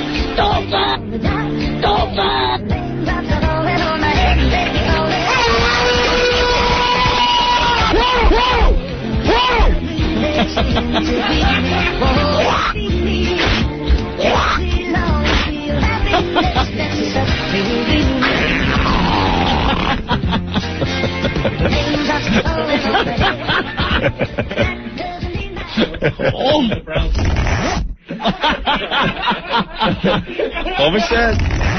I didn't hear that. I didn't hear that one. I said, don't eat the brown snow, Spaz. Amelia. Eric? Amelia, what's up? Hi. Hi. Is he for real, this guy? I just can't even believe that he would think that he got peed on. Aren't we? I got to tell you, I was outside having a cigarette break today, and I looked up, and out of a clear blue sky, I'm getting spritzed on, and now I realize there was a construction site close by, and I was probably being spritzed with urine. See? I mean, you know, I'm glad that he exposed this, because now I know to be careful when I'm walking the streets of Manhattan. Well, he's going to have some advice for all you people tomorrow on this subject. I can't wait to hear it. Okay, thank you. Take care. All right, Bye-bye. Well, there you have it. Deadly urine-throwing terrorists in New York City. Could this be spreading to other major metropolitan areas in our country? Stay tuned to NBC Nightly News as we continue with Urine from the Sky. Special report. Unbelievable. All right, let's take a break. Did you ever pee off a roof of a house even? It's like, or any altitude, maybe rocks on a jetty of at the beach or something. I mean, pee at any altitude. It's just beside itself. Do you see the breakup of the thing? You don't have laser beams coming out of there. It disperses. It just. By the time it hits the ground from 40 floors, it looks like a perfume out of an atomizer. It's gone. They weren't thick drops. Just when you thought he wasn't. I'm amazed. The clouds are around the sun. All right, and all right. Let's the eons away from us. Okay, thank you, Spaz. So more of Spaz's Week in Review tomorrow. Oh, my God. But there you have a preview, and he will have some suggestions on what to do if you do get hit with urine from the sky.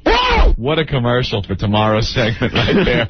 How the hell are you not going to tune into that? All right. As we go to break, we should change the name of this song to Special Spaz, but it is called Special Ed. It's Stephen Lynch, who's coming in a little while with 2 brand new songs, but here's Special Ed. Sometimes you feel like a nut. Sometimes you don't. You guys are going to burn in hell. Opie and Anthony. 102.7 WNEW. Anthony Stacker 2, the world's strongest fat burner. Yes. Great way to lose weight. I got to be honest, though. I don't see the need for Stacker 2 anymore. Oh, if you're spending your time on the streets of New York running side to side on the sidewalk trying to avoid the urine that's falling from the sky, I believe you're exercising enough to keep that weight off. Well, maybe you're not lucky enough to have people urinating on you. Maybe you don't have a clue that that's what's going on. Yeah, or down maybe there in the streets of New York. Or maybe it hasn't happened yet. You're kind of a big person with more area, a bigger target for those urine-flinging madmen from 40 floors above your head. So what do you want to do? You want to make yourself as small a target as possible. Right. From the head down. Do you want to look like a big round circle? No. From 40 floors up from the urine-flinging terrorist? No, I believe that would be an easy target. Yes. Right. Stacker 2 will help you avoid being peed on. A new thing. What are the 4 things Stacker does? Oh, we're adding the 4th, huh? It's 4 things now. I think I know 3 out of the 4. Okay. I believe it burns the fat because it's called the world's strongest fat burner. Right. I believe it crushes the cravings to snack in between meals.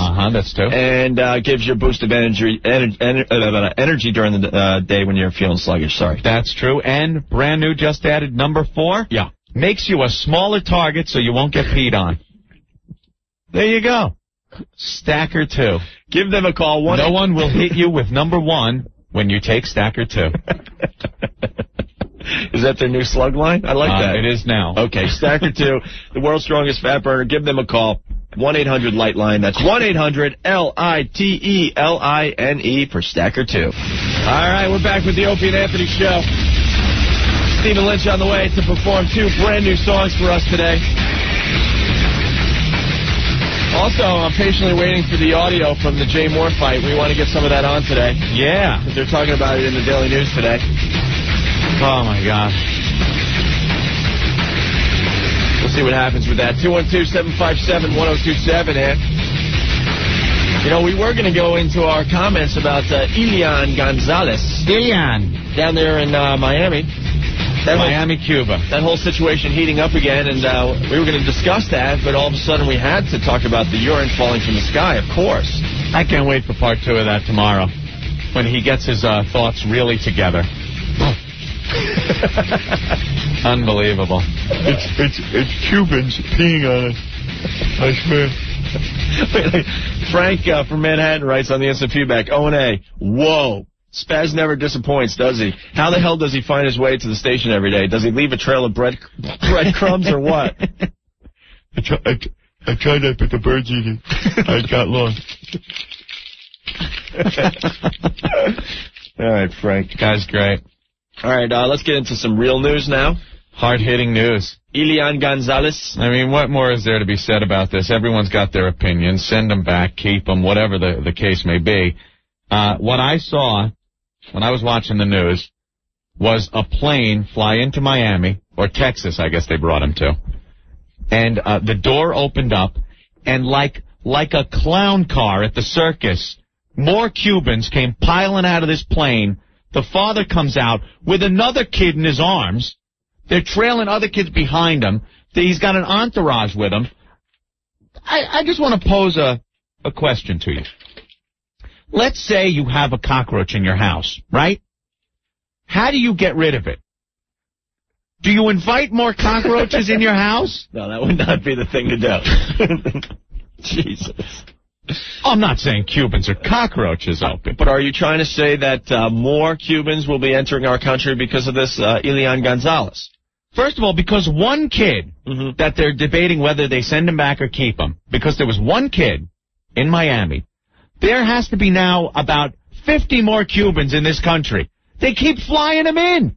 I swear to God, this father showed up with more kids. Do you think he's leaving? And just like the cockroaches, they're waiting for the light to turn on so they can run and hide. Oh, they scatter. They go right into the molding. You never see them again. It's our chance to send them back. We need the Orkin man to come in and do some spraying. Yeah. I don't know what it is, but I think we're making a grave error because I believe these people, if they want to, they can stay. If they want some kind of asylum, they are allowed to stay. They're just waiting till the whole family comes over. They're in Cuba saying, oh, send the kid back, send him back. So they build up this whole thing. Then they say, well, I want to go there to fight to get my child back. They send him here, and then all of a sudden they're like, oh, we're staying. Oh, we're staying. This place is beautiful. I got here. They gave me brand new sneakers, cool T-shirts, concert T-shirts. They give me toy guns to play with, a PlayStation. I'm staying. And that's the father talking. He's real happy about the toys they're giving him. Hey, Kim, what's up? What's up? How are you? Good, how are you? Talking to you on the air. You don't have your facts right. Why? Because Elian's father came into Washington, D.C. this morning, not Dallas. Well, they flew into Texas first. What was that? They flew into Texas first, and they took him to Washington today. He entered the country. He entered the country through Texas. Yeah. Yes. Oh, he did? Yeah. Okay. I didn't know that. Okay. All right. She's trying to trip me up. I'm a responsible journalist, not like Spaz.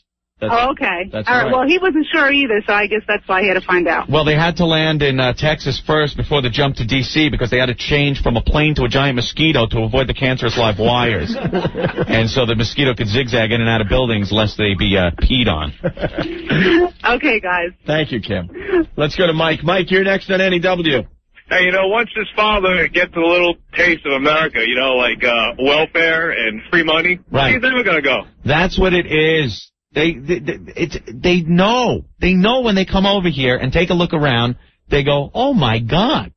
You know, they're used to Cuba, and they don't really get very accurate news about the rest of the world in Cuba. So they don't know that there's much different in the world. They get here, it's like, wow, look at this place. Hey, bring the kid to Disneyland. Yeah. You know? That is Disney for them. That is. All of a sudden, just being out of Cuba, everywhere is Disney. Yeah. They're not going to want to leave. No Guaranteed way. the father stays. Guaranteed the father stays. Hey, look, you know, the way I look at it, the mother gave her life for him, you know, for that kid to have a better life. I said he deserves to stay. All right, thank you, Mike. Take care, man. I said the father's pitching for the Yankees by September. Gino, what's going on? Hey, yeah, I feel the same way about that, Ope. They let this kid throw a 99-mile-an-hour curveball and then he can stay. But whose idea was it to bring this guy over? Like, they're not going to stay. I mean, Anthony, you're so right. This just makes me... I'm writing a check for my taxes because they're going to go up and all 25,000 of these people go on welfare. All right. Anyway, hey, you guys rock. Take care. Thank you, Gino. Let's see what Nick has to say on this subject. Hi, Nick. Nick. Hello. Don't listen to your radio. Just talk. Drop it off. Yeah, you got to drop it off, huh? Yeah. Nick. Yeah. You're on the radio. I know. I'm sorry, man. I'm talking to my worker. Oh, all right. Sorry, guys. All right. What are you in the middle of delivering, by the way? No, I own a car wash. I'm delivering cars. Oh, cool. All right. You want me to deliver your Mercedes? Oh. Sell it for $19,000 and pay your taxes. Yeah, that would be nice. No, I just want to let everyone know, next time you watch that Zabruta film, you see Kennedy's head explode, you could thank him for letting all the Cubans in. Oh, my God. I'm serious. It's his fault, right? Didn't he sign that thing and let them all in? If they get here, they can stay? Yeah. Well, what are you going to do? All right, 1 million reports coming in. He flew into Dulles, not Dallas. Okay. Yeah. Hey, what am I, a responsible journalist? If you want the facts, go listen to ABC. Go to Wins. If you want comedic stories about urine falling from the sky, listen to O&A. There you go. All right, thank you, buddy. Later, dude. All right, man. Yeah, Kennedy. Thank you. Great. Yeah, we will take all the Cubans. And when we amass an army large enough, we will send them back to overthrow the government of Cuba. Cuba? What a jack-off. Kennedy, more brains in his head after the bullet. Jesus. Zeb from Teaneck checking in from the instant feedback, Anthony. Just take the guy up to Washington Heights. He'll think he's in Cuba. Oh, man. Come on, they're in Miami. That's just Cuba with neon lights. Tom, what's up? I was wondering if you guys heard anything about the rumor that Elian had signed on to play Little Ricky in a remake of Lucy's Music. I'll take care of little Elian. Santa Reno, you got some splaining to do. Take care, guys. That's pretty funny. Thanks, Tom. Mrs. Trumbo's going to watch Little Elian. We're going to the club. I'm going to take Elian to the Yankees so he can say, Joe DiMaggio. Oh, Joe. Why, sure, Brad. Michelle, what's up? Hey, you guys suck, first of all. Thanks. Second of all, it's my third time on. I hope somebody that knows me hears me this time. Okay. And I got a solution to the Cuban thing. Yeah. I say we let the kid go back with the father, send them all, and as many Cubans from Miami as possible. Put them on a plane, get a bomb with a timer, and go off right before the sucker lands in Cuba. Well, that's a little harsh. Boy, I sure hope everyone that knows you just heard you say that. Well, you know what it is? I'm kind of sick and tired of too many people in this country that don't speak my language. Yeah, that's getting a little weird. You know, you don't speak my language, get the hell out of my country. Wow. Let me tell you something. We were just in California. Yeah? English quickly becoming the second language. A lot of Mexicans over there. Really? The Mexicans. We got enough. We got enough. It's bad enough we're supporting them over here. Please. All right. Thank you, Michelle. All right, listen. Have a good day, guys. I don't think we ask for much when we ask people to, learn our language if you live in the country. Well, people think that it's so weird, too, because people think that's such an outrageous statement. I don't think we ask a lot if you come to this country. It is so frustrating. Borders, it's a problem. It's so frustrating now on the planes and stuff. They do the instructions in English and Spanish now. El buckalo, el seatbelt. Right. It's like, I know, they're like, make sure you buckle your seatbelt and keep it tight while the plane is in flight. Right. They do it with the ATM machines. Before you even start, you got to, pick a language. Pick a language. Jeez, they don't have any money to open a bank account. What? Apologize. And the establishment is pretty much making it easy for people coming into this country to be lazy and not learn the language. Yeah. You know? Yeah. I mean, you go on the subways and all the advertisements and stuff. They're all in Spanish. I don't see English anymore on the subways. I'm pissed. I can't even read the graffiti anymore. Different language. Jeff, what's going on? Hey, listen. Hey. We're not giving them enough credit, those smelly-ass, rice and bean-eating, stinky Cubans. You know why? Why? Because the whole thing was a plan. All right? He sent the woman with the kid, knowing she was going to get off. There was going to be a whole thing with the kid. It would give him a chance to get his ass in the country here with everybody else. And he's bringing every relative. Every relative this kid has is in Miami. Let me tell you, there were cousins, 13 people down the line who were there with him. Yeah. The plane door opened up. I swear to God, it was like a clown car. They all just piled out. In America. Oh, my God. Listen, any way we could put Kevin on the plane going back? Yeah. Holy cow. Might be worth it if their pockets were full of cigars. Yeah, right. But let me, you know, we got to look at the bright side of one thing. Yeah. Now that Kevin's on the payroll, you could actually fire him and not have a problem with it. That's true. Why would you want to fire that? Yeah, why would you want to fire Why would you want to fire somebody who thinks that there's people peeing on him from the 40th floor of a building? Because the stupidness could rub off. And you got to worry it could be like a disease. No, it's too good. You know? He just gave us 40 minutes on urine falling from the sky. That's brilliant. Someone wrote, Spaz, you're an idiot. Wait, that was pretty good. Jeff, I hung up on you by accident. I'm sorry. All right, let's go to Tony. Tony, you're next on NEW. How are you today? Good. O&A, what's up? Hey, what up? Listen, I work in the Bronx, and half the time you go to these places, I'm a fireman, you go on medical calls and stuff, and even the kids don't speak English. No. Of course not. How do they go to school if they don't speak English? I don't understand that. Because now they're bilingual in a lot of these schools now. And even the driver's test is given in like 20 different languages. That How is the hell are you supposed to read a street sign if you don't speak English? I was going to say, you know how dangerous that is to say, it's okay. You don't need to know English to drive in our country. What are you, crazy? Well, I haven't seen a Spanish sign yet on the highway. Well, God forbid that happens. Yeah, it's enough stuff to read. Please. Yeah, great. 90 languages the test is in, and I'm sure it's a totally different test because I don't know what they're teaching them. It's not how to drive. It sure is not how to drive. That must be like a joke. It's in a different language, so we can't read it, and it's telling them to do everything wrong. Don't signal for turns. The left lane is the slow lane. Back out in front of people. Park in the middle of the friggin' intersection. You know what I did today on the West Side Highway? I was so pissed. I'm driving down West Side Highway, just past the World Trade Center. They're doing all that construction. Light turns green for us.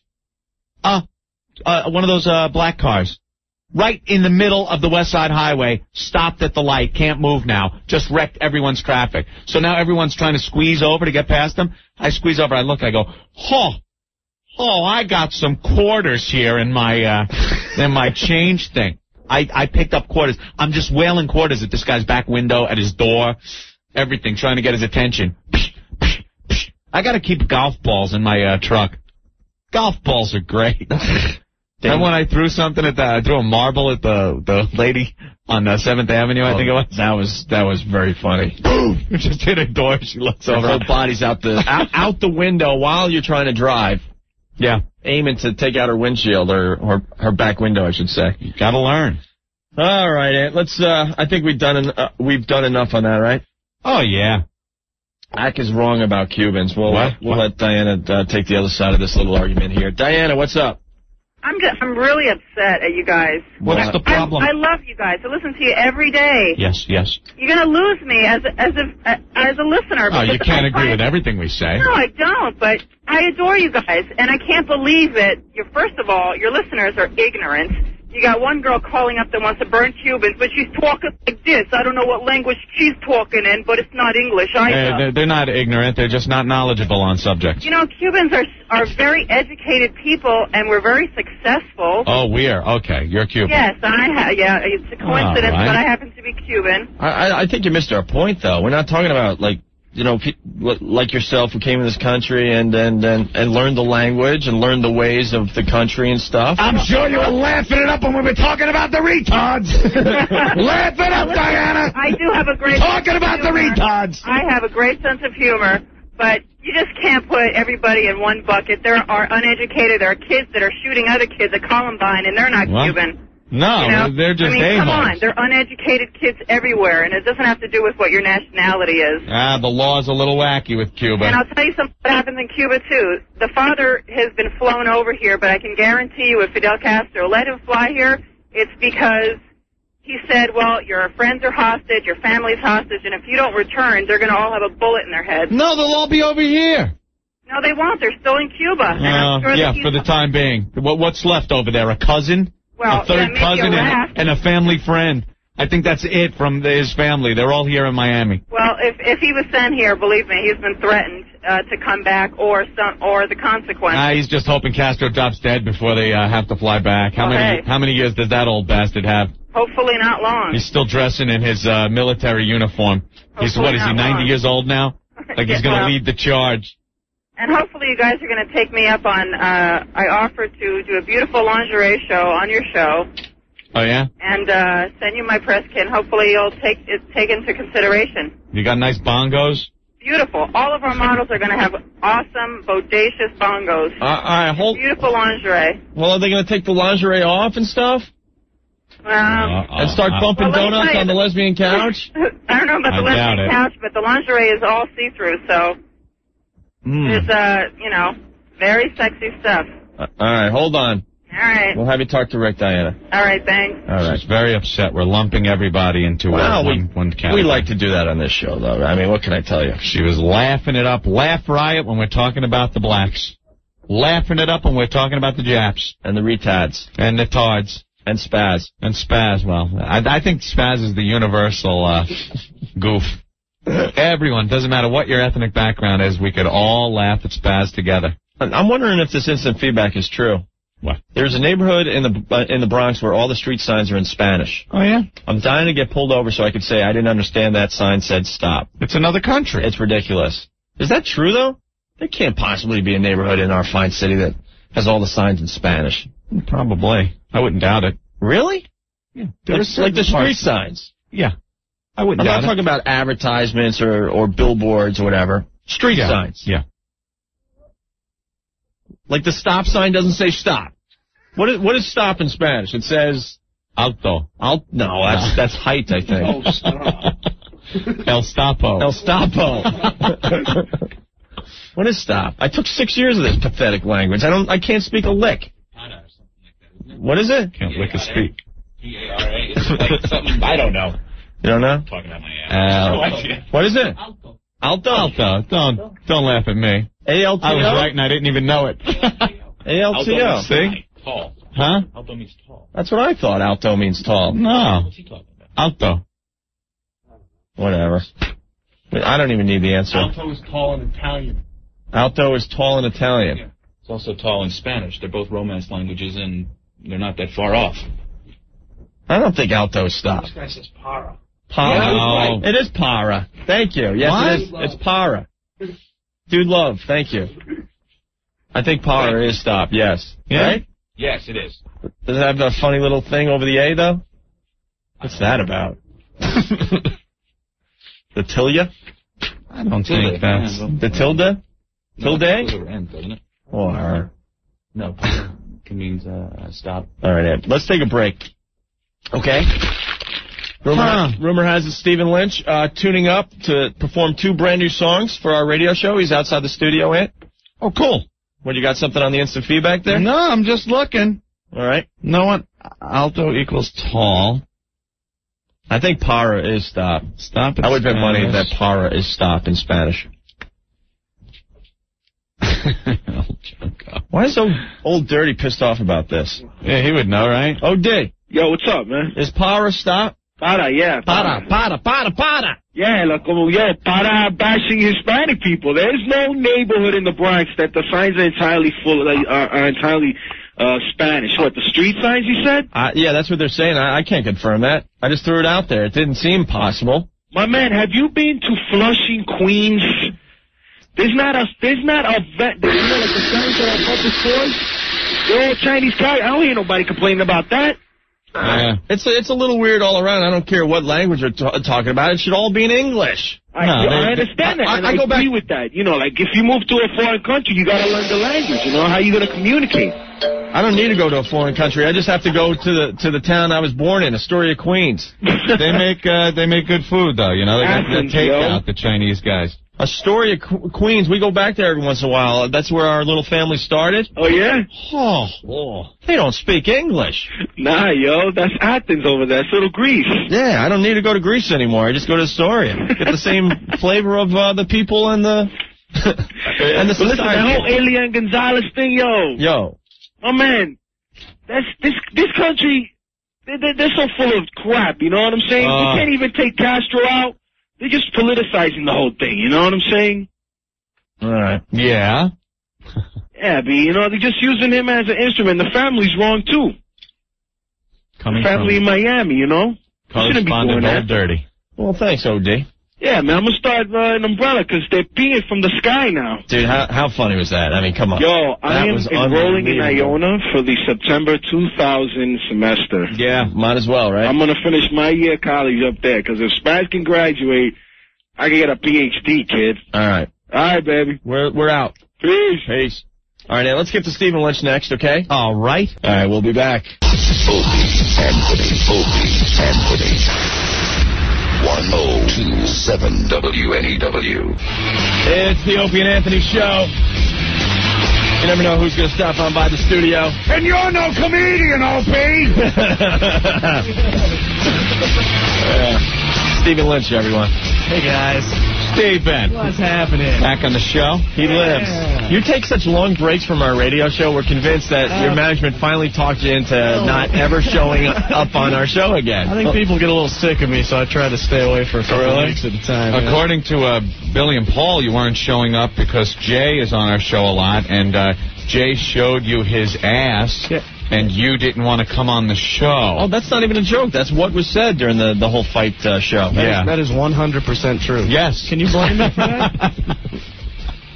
And I'm trying to defend Jay at that point, going, "What's the big deal seeing another guy's butt?" I'm like, "This never makes sense when you try to explain it." But I think we've all walked into a weird situation where one of your pals is just being a complete idiot. Right. Well, no, that was actually the only time I was agreeing with Billy and Paul the other day. I agreed. Well, the story goes, this was in Boston, right? Jay invited you up to his room or something because you guys were going out to get drinks. We were going to go meet. No, we met the next day to go get something to eat and walk around Boston. Yeah.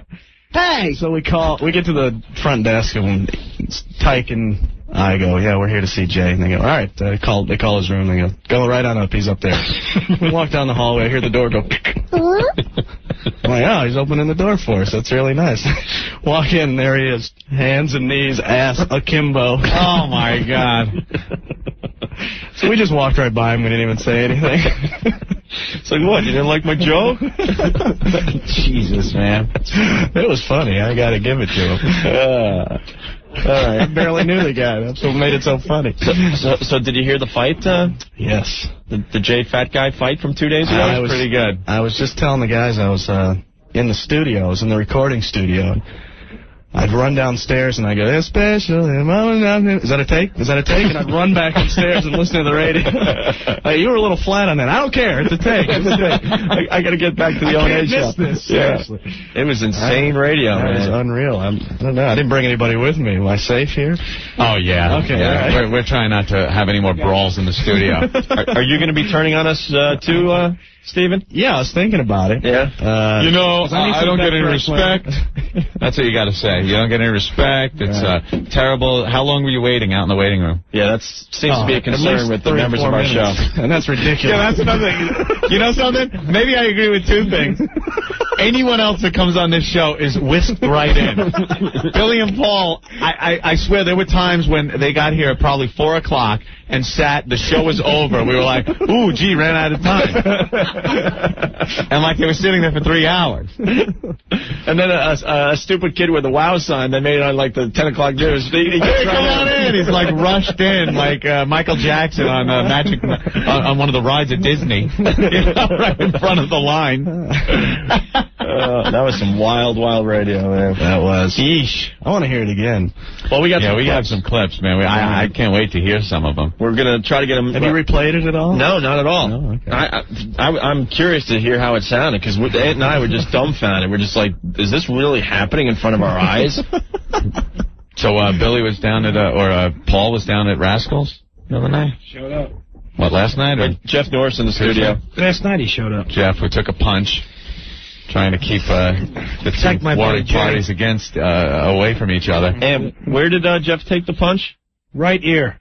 Yeah. How's your ear? It's fine.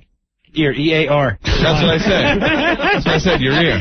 So the doctor had to poke your ear and suck out some fluid? He stuck it in, sucked it out. Yeah, he left the show to get his ear drained. Little drainage. So you were at this point in front of Jay Moore. Jay Moore was behind you, and you got a fist in your ear. That's interesting.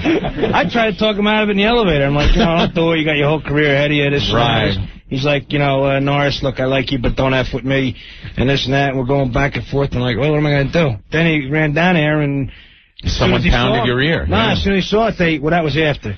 But was there a lot of dried blood on the hair of your ear? in little ball form. Yeah. Oh, God. It was nuts. That old gag. That never gets old. Yeah, so he was down there, though? Paul was down there? Because I think there's a rift between Paul and Billy now.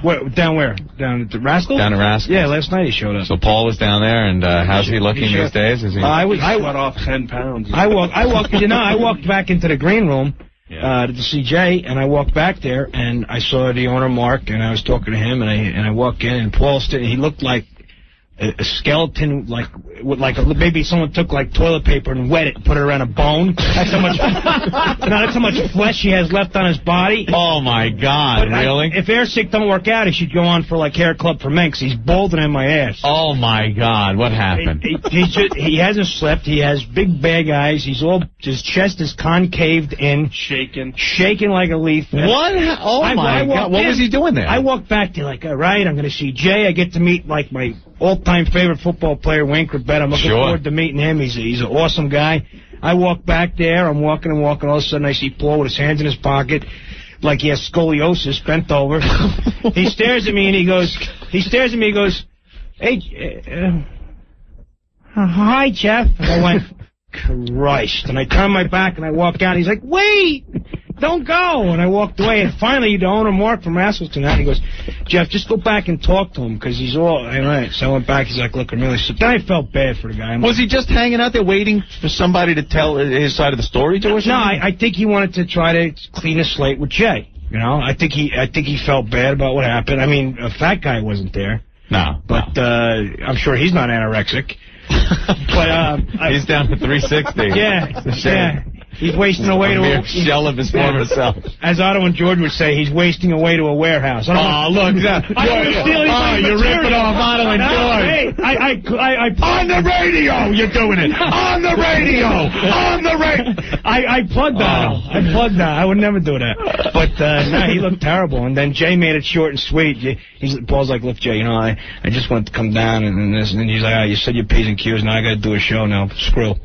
Whoa. And that was it. And Paul hid in the back for the whole show for fear that someone in the audience might... But I think they kind of... Oh, my God, really? Yeah, he was in a... Hey, there he is, boys! Let's get him!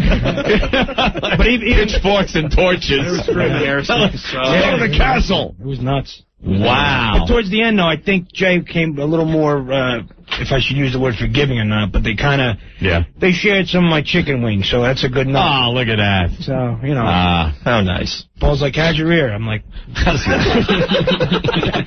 it's fine. It's feeling good. Yeah.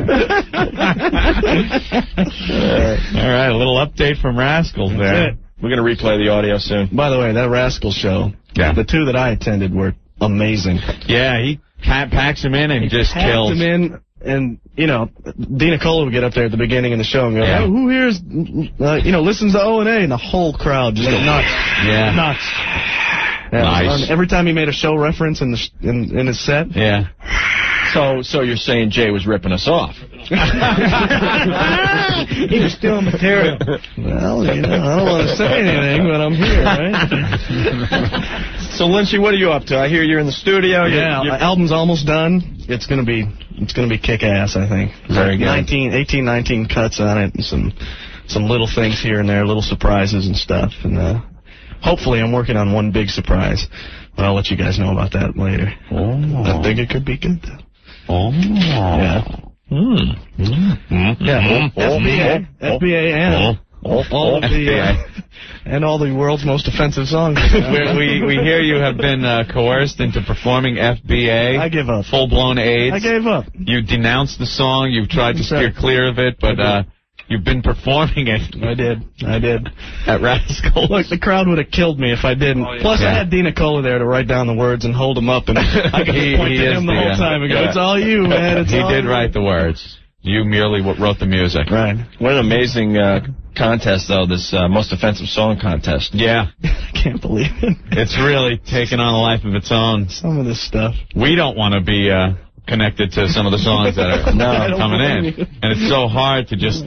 When are you going to pick a winner for this thing? That's going to end the contest. Yeah, so we just milk it. There'll be 8,000 entries.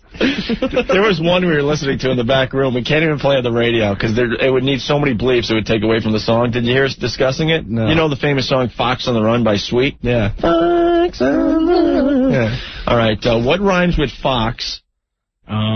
With a C. Right, okay, very good. So it's on the nun. That's great, huh? It's hilarious, though. You can't play it just because of the one word? Or? Well, no, there's so many curses, and it's just so... So tell the guy to redo it and take some of that out and just leave the chorus. Because we got to play it at least once. You want to play with all the bleeps, maybe? Play it. With all the bleeps. I know, but I'm the guy who really did a good job with the song. Yeah. In the 6 o'clock hour. In the 6 o'clock hour, possibly. All right. You want to hear one of the songs we got yesterday, Stephen Lynch, before I'd love to. Before we get into the 2 brand new songs you brought us today? Which are not anywhere near as offensive as these things. Thank goodness. He's got 3 of them. Who? You have 3 songs to play today? Maybe. 3. No, I didn't tell you 3. You told me you were going to play. Hey, no fighting. Whatever. Hey, Brawl, come on. Yeah. Wait, no. Ow, my ear.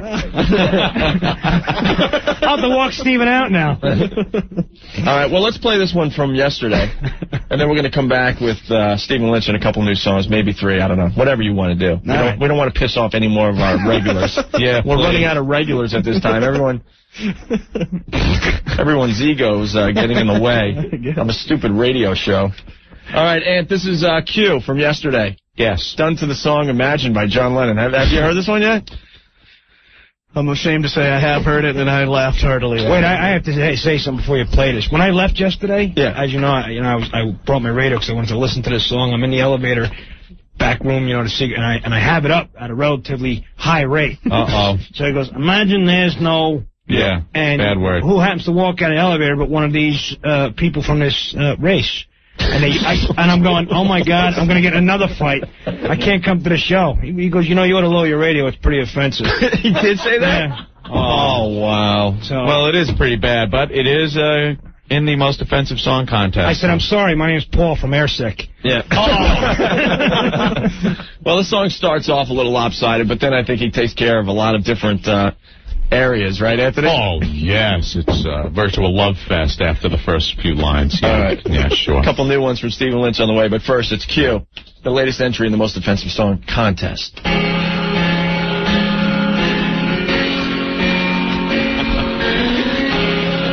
Me, forget about it.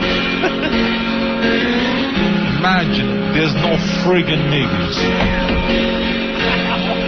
Imagine there ain't no freaking jiggables, no mullignans, and no spooks. There ain't no big, scary darkies running around out there. And of course, no freaking Arabs, no Hindus, no Spics, and no freaking gooks. Imagine, nothing but freaking Italians.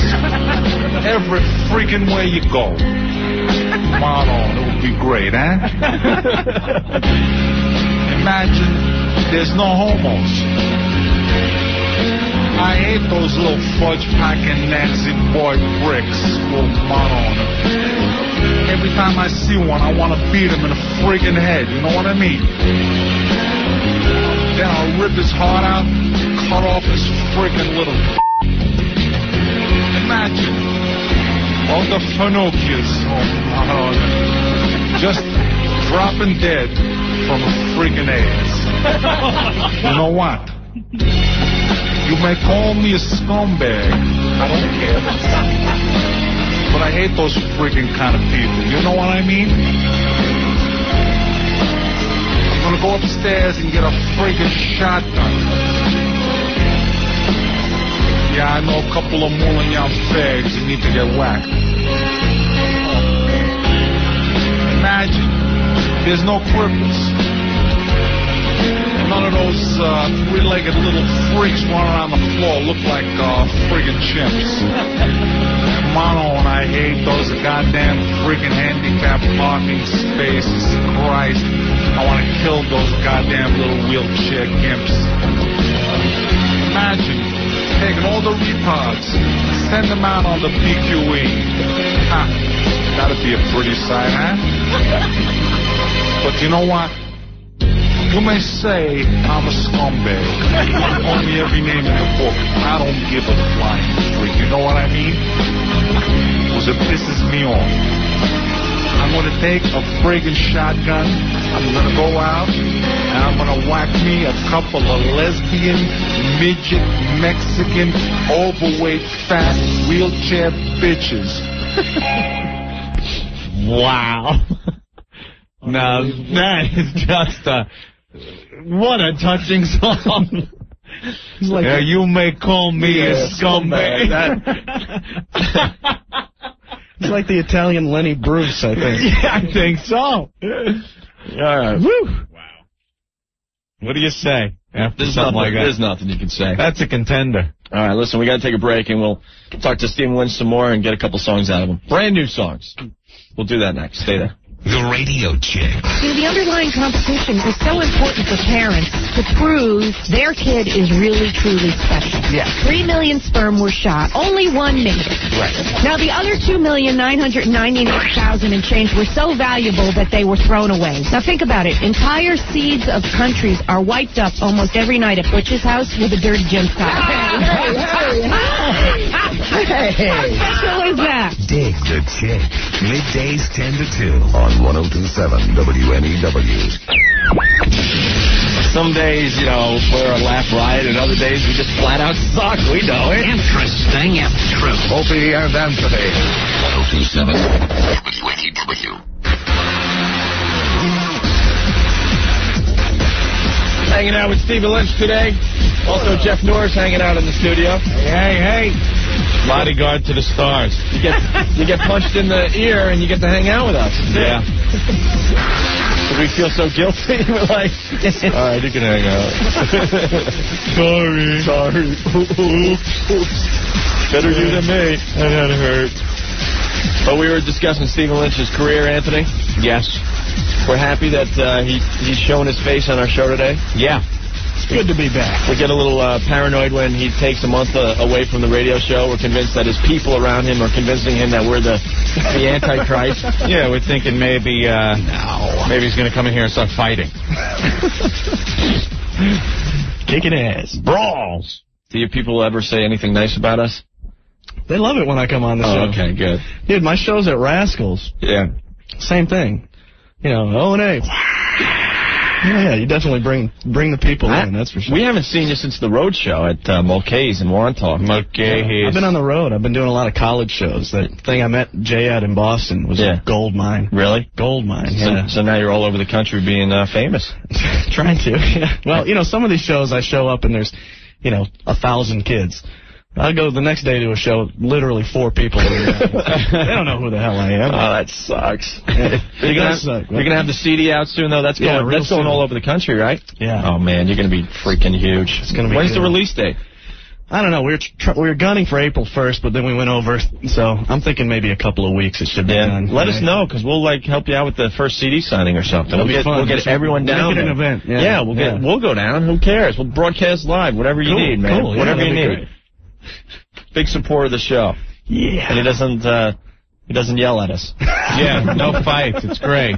We like when the people... I'm a peaceful guy. ...that are part of our show don't yell at us. It's greatly appreciated. No fighting. Opie! That clip on FoundryMusic.com of him yelling is priceless. You two! His head's all red. He's like screaming. He's pointing at both of us with both hands. You're not a comedian. Oh, my God. You're not a comic. If you were a comic, you know. As he just and then at the split second, it hit him. Like, oh, my God, what am I doing? Guys, please. What am I going to do? You guys didn't hear what I just heard. I've been editing this mess for the last hour. Yeah. Oh, you, when he starts yelling at you, you are like the people you're like the person that no matter what you say to him, you can't get them. You're just like, that doesn't bother me, that doesn't bother me, da-da-da. It's like, you're not touching me, I'm not touching you, I'm not touching you. It is the funniest freaking thing. I know you are, but what am I? Exactly, that's what you expect to hear. But that's what you got to do. It is so funny. You can't show the person they're getting to you. It is just... Because it pisses them off that they're not getting to it. I don't think they were getting to it. No, not at all. Say what you want. I could care less. God, it's so funny, though, how, everybody thinks that... not everybody, they think that everybody should just be treated the same on this show. What is this, a democracy? No. It's our show. Some people get right in, some people have to wait. It's just the way it is. Sorry. 4 hours. 4 hours. Well, yeah. Maybe not that long. Well, what are you going to do? Well, you want to play a couple tunes, Stephen Lynch? Sure. Brand new songs. Well, this one isn't brand new, but Rick says that I've never played it on the show. He heard it the other day, so I'll play it for you. Is it going to be offensive? No. No? Compared to the other songs, I mean, please. Oh, my God. I couldn't even try to top those things. No? All right. Stephen Lynch, the show is yours. A couple little short songs here. You hear that? Yeah, I hear it fine. There we go. I had to see you one last time. There's something on my mind. How do I say what needs to be said? The words are hard to find. How about, bitch, give me my money? I want my money and I want it fast. Hey, bitch, give me my money. Else I'm about to take it out your ass.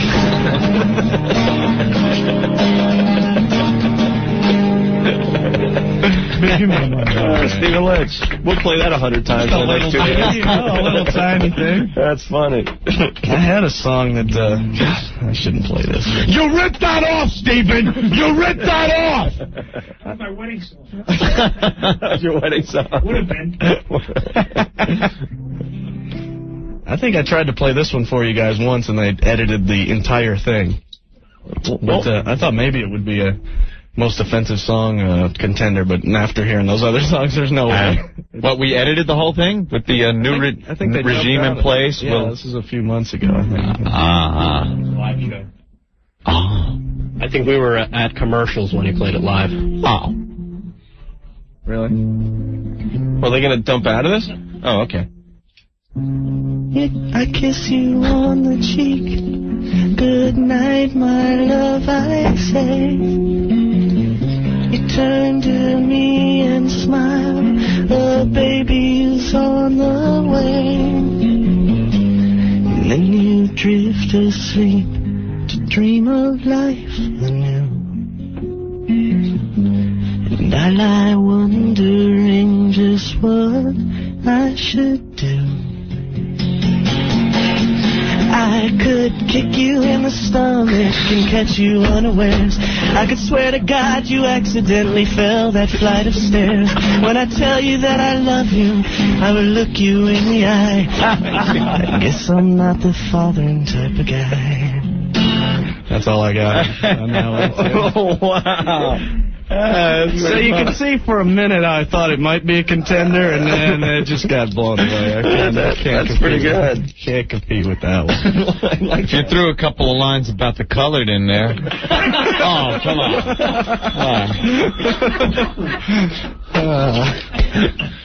Jesus. I apologize here.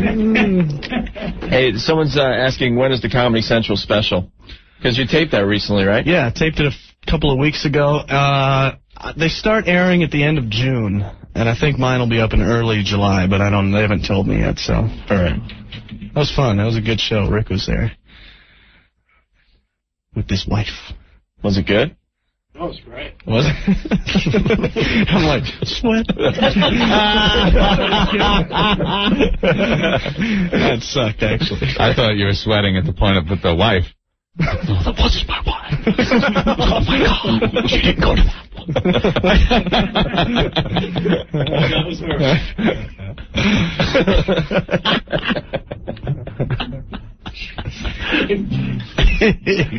Come on. What?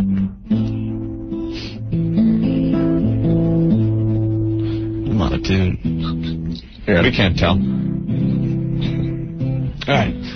Shall we do one more here? Yeah. All right. Why not? I'll do one more. And this one's for the kids. The kids out there. Yeah, because you guys know that I do a lot of elementary schools. like to come in, sing some cute little songs to the great. kids. Sure. And one thing I feel is that I really need to stress to the kids that they can be anything they want when they grow up. And I tell them, no, I'm serious. They can be doctors or lawyers. Or whatever. And I say it's fun to use your imagination. So I tell the kids that they can be a superhero if they want. Oh, very nice. Any kind of superhero they want. Isn't that cute? They can even make up their very own superheroes. Okay. So I play this. This is for all the kids. Seriously, if there's kids listening, it's just for them. This is really not for adults. If I could be a superhero, I would be awesome man. I'd fly around the world fighting crime, according to my awesome plan. And if I saw criminals trying to lie, hurting other people and making them cry, I'd haul them off to jail in my awesome van. 'Cause I would be awesome man. Yeah. When I say kids, now you know. We all know that when people offer you drugs and alcohol, like me, you just say no, right? If I could be a superhero, I would be a drug-free boy, telling the world of the evils of drugs and all of the lives they destroy. Well, I'd take all the junkies getting so high with their needles and bongs and their sticks made of tie. As I burn them alive, I would squeal with joy, 'cause I would be drug-free boy.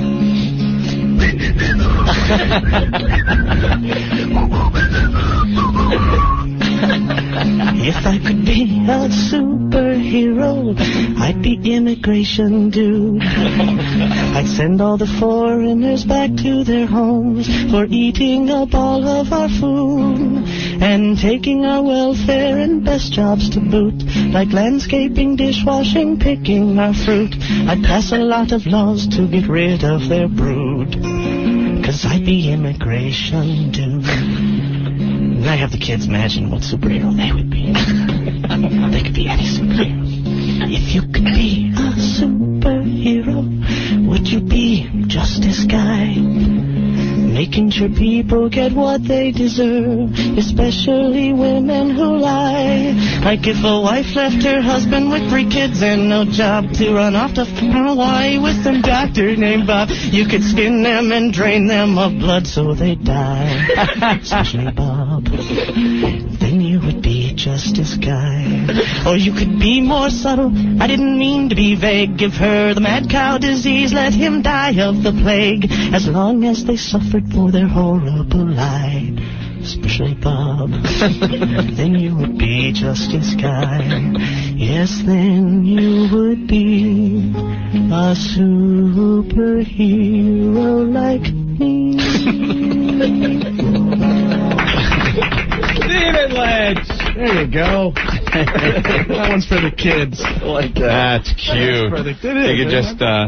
You could just picture them all running around like they're flying, listening to the song with their cute little blankets, costumes on. Yeah, a little cape, right, little stuff. cape. Sure. Yes. Maybe iron on some letters under their little PJ. Yeah. A bunch of people saying they dumped out the abortion song. Why? What? Right at the end, I guess. I don't know. I wonder what that's all about. That's too bad. I'll figure out what line Wait a that minute, was. are you kidding me? What After line the was songs I've been hearing today? Yeah, right. I know, right? I wonder what line that was. What was the line? I don't know. Yeah, find out. I'm curious. Yeah, very curious. I wonder what line it was. Jeez, did we cross the line? Get out. No way. You know what song you've never done on our show? What? I don't want to put you on the spot, so if you don't want to do it, it's fine. But it makes me laugh my butt off every time I hear it. Which one? Ray Dawn song. Really? It's so obscure, though. It's very obscure. Because growing up, Ray Dawn Chong was all that, Stephen. As they like to say, you know? What was the line that they dumped out of?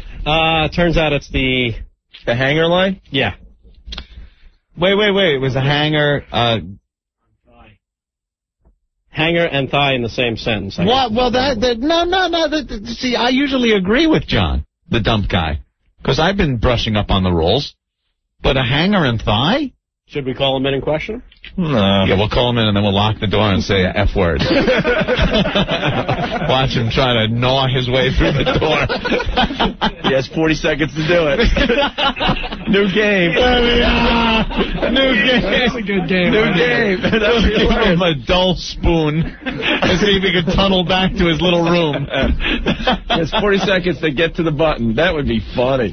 You just call him in like, Hey, John, it's Aunt's birthday, and we figured you'd come in and have a little piece of cake with everyone, you know? Come on in. You know? As soon as he gets in, lock the door. Steve can stand in front of it. He can't go through Steve. F you, and then just watch the panic on his face. Paul.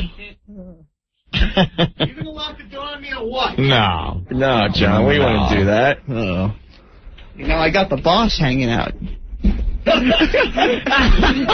Let's give Jeremy a treat, shall we? Why is the boss hanging back there with you? Because somebody's got to hang back there when I'm in here.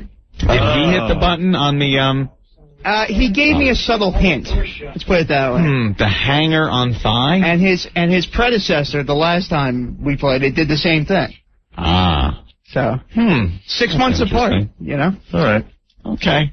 We can accept that. At least you're consistent, you know? At least you could hear some of the songs these days. Yeah. That's true. That is true. There was a time Stephen Lynch would come in and no one even knew because they dumped out of the whole segment. That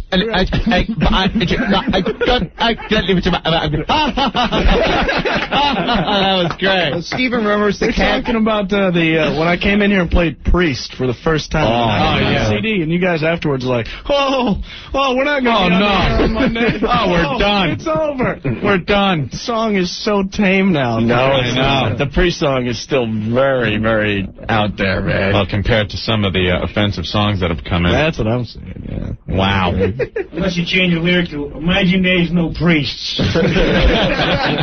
Change your lyric to, no frickin' priests. No drinking out of chalices, no little loaves of bread. Imagine there's no priests molesting children.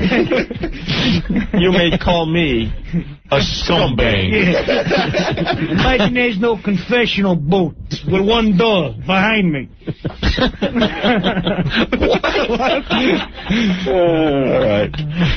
Well, John, thank you. I'll go back in my hole now. Thank you. You don't have to tunnel out. That would be a funny game. I must dig. He has backup.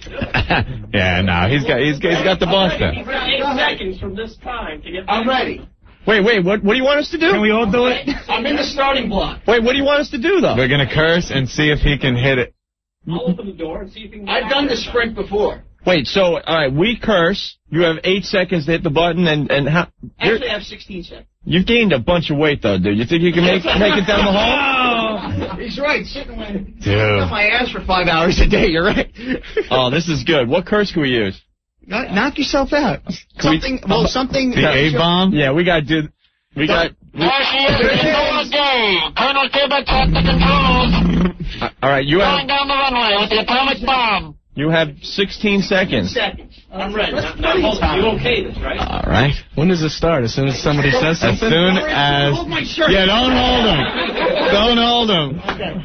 I, the dumb guy, swearing under oath. Okay, then. Wow, let me see this. All right. Can I hold him? But you can't hold me down. Okay. Wait, explain this for the audience to make sure they know exactly what's going on. Okay, John is in a little room. Weird on the radio. You know, John's in a little room. This is a long time. Yeah, you got to make it 8. Can we wrestle first? John's in a little room down the hallway, and he has the button that dumps out of our show. We're on delay, so what you hear coming out of your radio now, we said a few seconds ago. So if we curse... I think we said it yesterday. Yeah, it's yesterday's show. I actually drive home and listen to the show on the way home. Now, so if we curse, he can hit a button and dump it out. Hold on. No, I told him to stay out of the way because Jeremy's back. Okay.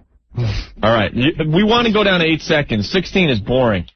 Okay, you have to hit this in 8 seconds. It's like a rodeo. You might as well give it to me because... You have to hit this in 8 seconds. 8 seconds. You have to dump out the following word, right? All right. I don't know. You think... Are you ready? You're going in order? Ready? Well, let me tell you something, because after 8 seconds, we're screwed because we only have 8 seconds here. All right. So it's past our fail-safe. We have our tape here, okay? Ready? All right, hold on. Now, Rick, you got to open that door as soon as we say the word. And yes. I am giving you the word. Okay. All right. On your mark, get set, Go. And we will say, don't run like... I just did! You idiot! Hold on, no!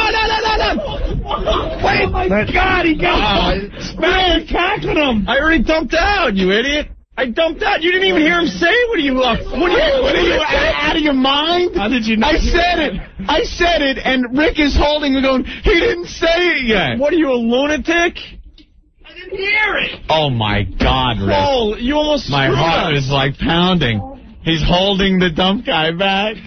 After the big C word went over the... I dumped out. I'm waiting to hear it loud, like a start pistol. Yeah. I just kind of threw it out there. Yeah, well, it went on mic. Who cares?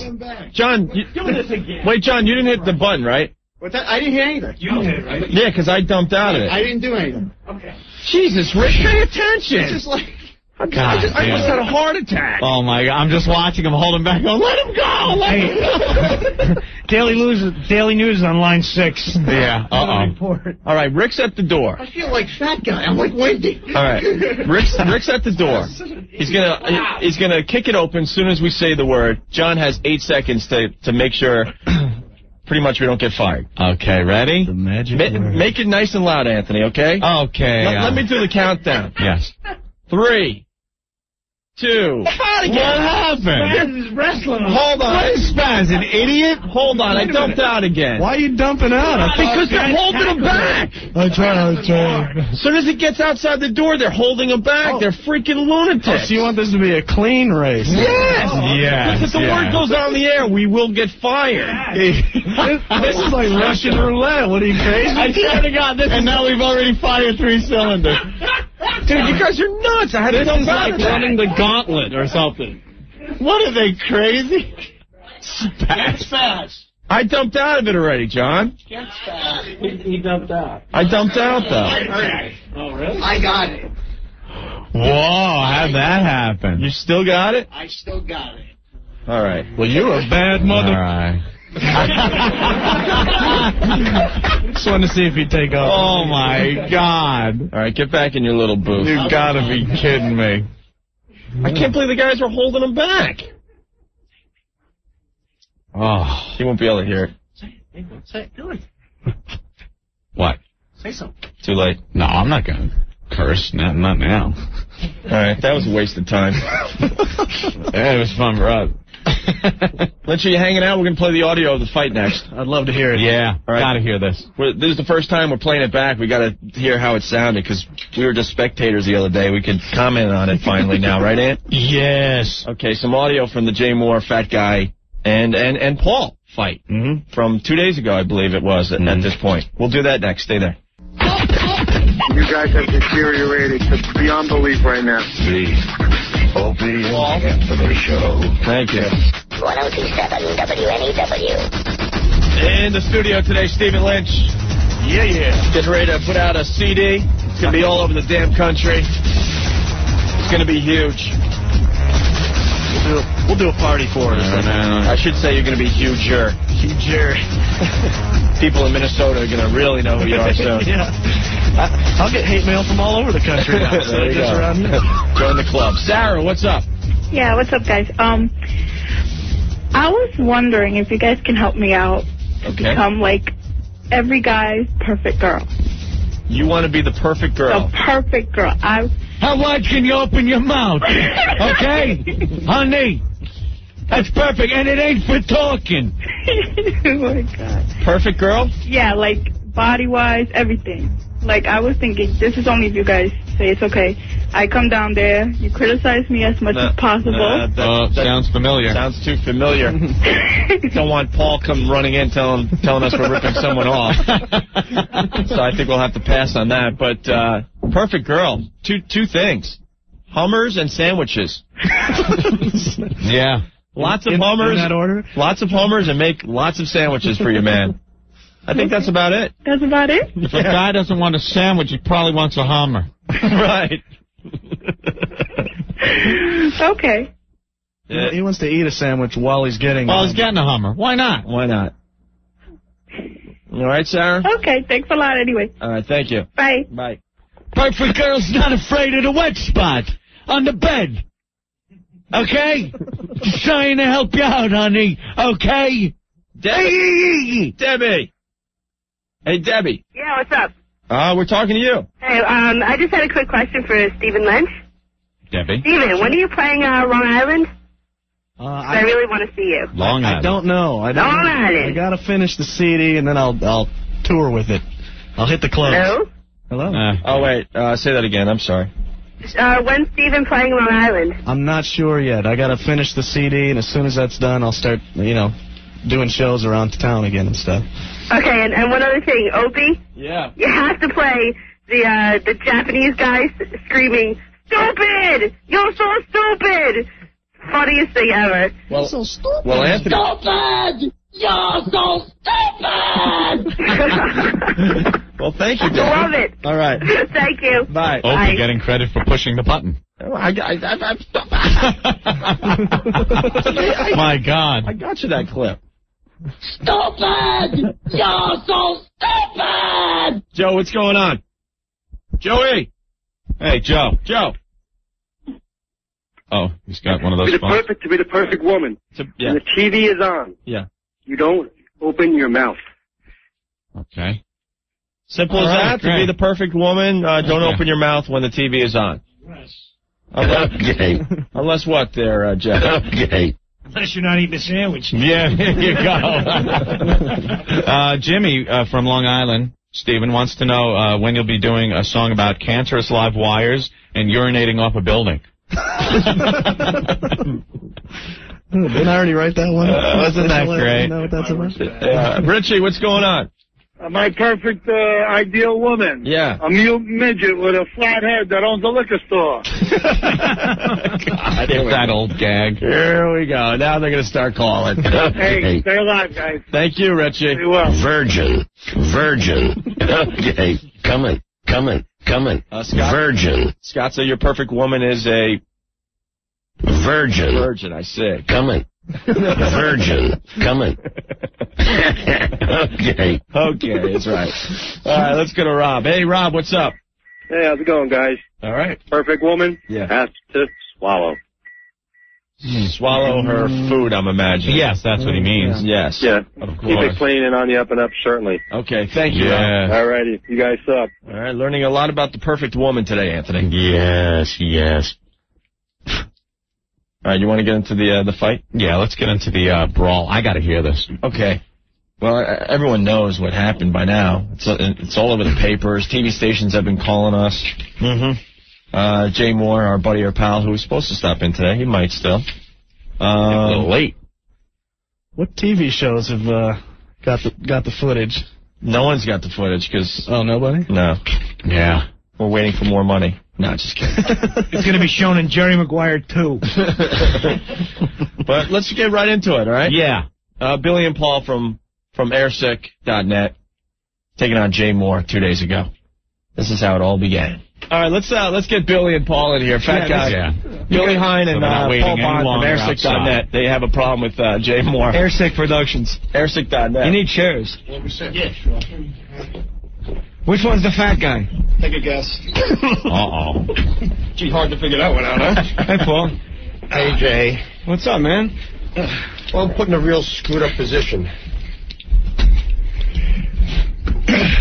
First of all, I'm a little pissed with O&A. What happened? Well, what happened? Every time I tell you guys something off the air, it's going to wind up on the air. That's our show. Yeah. We do it all the time. That's it. What'd you tell us off the air? What happened? Uh, What'd you tell us off the air? Let's get into it. I got a problem with Jay. Right. And so you gotta bring it up on the air. Well, I'll tell you why we brought it up in the air, because you're not wrecked. You affected our show one day. So we're like, what the hell was that about? And we're pissed at ourselves that we didn't say something when Jay was live from L.A. on the phone. Well, hold on. How did we wreck the show that day by not saying nothing? I didn't say...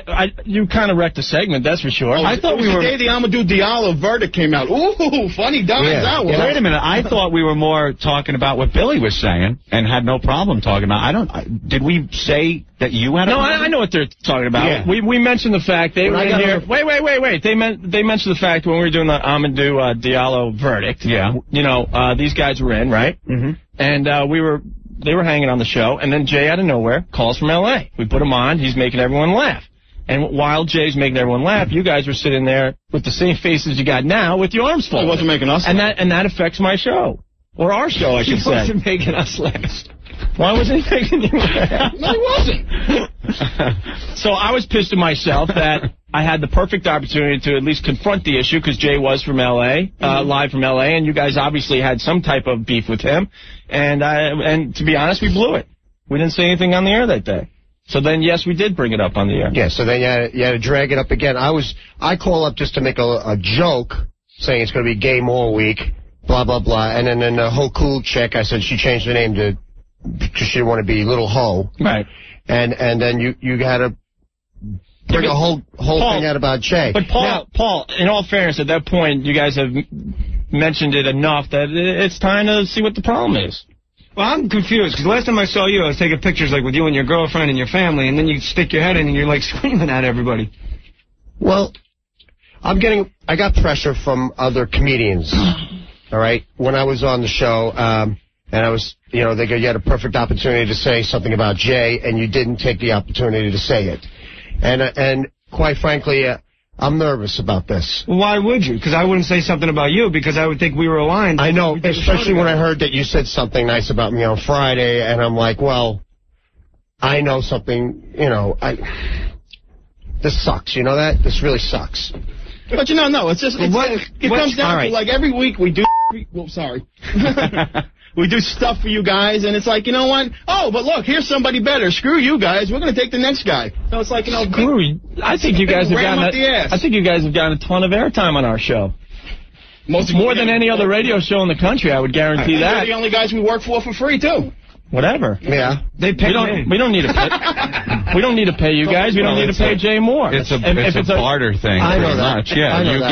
You give us good songs that we play on the air. Yeah. I know that. We give you plugs. It's like a one-hand. I know that. I'm just pissed off that I'm in this position right now. Yeah. Because Both of you, let me just put my cards in order. The two of you, I knew you were Airsick Productions. You two are Airsick Productions. Right. Okay. We're both Airsick. Okay. All right. By the way, who are all these people with you? Half of these guys work here. This is my friend Billy. That's Dina Cola, right? Oh, that's Dina Cola. Yeah. The one-song wonder. Wow. Oh, man. Dina Cola wrestled at Wisconsin. I'd be careful. Well, I don't know. I don't think the weights match up. Yeah. I think you guys be in different weight classes. I mean, this is one of the things. You come on like, oh, Dina Cola, he's the greatest thing since sliced bread. The guy wrote one friggin' song. You take credit for starting a whole contest. Full-blown AIDS isn't just one song. Yeah, it is. It's one song. That's like the Freebird of 6 songs. What are you talking about? In your opinion? In my opinion. Stephen Lynch was on stage last night. He hit the stage. We give the guy credit. He started the most offensive song contest. We're not talking about that with you guys. We're talking about when Jay calls up, it's always like, oh, Mike Dina Cola. So he's plugging a friend. Where's the problem in that? It's what? The mic's over. Mike, there's a microphone over here. Mike, radio. You got to use a mic. Mike was doing shots of Black House last night. Huh? I said, I'm talking to you. Okay. You're slamming a bit. That doesn't make... I'm slamming the fact that we got to bust our ass when we come in here to try to... Oh, I'm sorry, Jay, don't stop short. Dean Nicole's going to go up your ass. Yeah. Jay, how's a career just lacking yourself onto somebody? Pardon me? What? Oh, yeah. My God. How's your career just lacking yourself onto somebody, following around the country like a little bitch? We're getting way off track here. We're getting way off track. The problem is there are things that Jay says on the air that aren't his. Never have and never will be. And he uses them in his act, and it's bringing people into clubs, all right, under false pretenses. And you guys know about it. Wait a minute. And I've been told by other comics, why don't you say something to him? You have the opportunity. What bits? Well, just tell us which bits are yours first, so make it easier. Wait, do the following words ring a bell with you at all? Leather Cheerio, Starfish, Whale's Eye, Red Fireman's Hat. Hold on. Whale's Eye is ours. That's theirs. That's all from here. The Whale's Eye is ours. That's all from them when they did this lady on the phone. I got the Whale's Eye and the balloon knot from my brother. The phone sex lady called me, remember? You guys had me on the phone with the phone sex. That was all her stuff. No one comes on the radio, though, and say, oh, Jay Moore, the map of Hawaii, his bit. That ain't your bit. You're getting credit for it, and you're walking around the studio, oh, yeah, my map of Hawaii. That ain't yours, and you're taking full credit for it, knowing it ain't yours. Who did map of Hawaii? Oh, please. You don't know, right? So you don't know. I said it right here. Yeah, but you don't know where it came from, do you?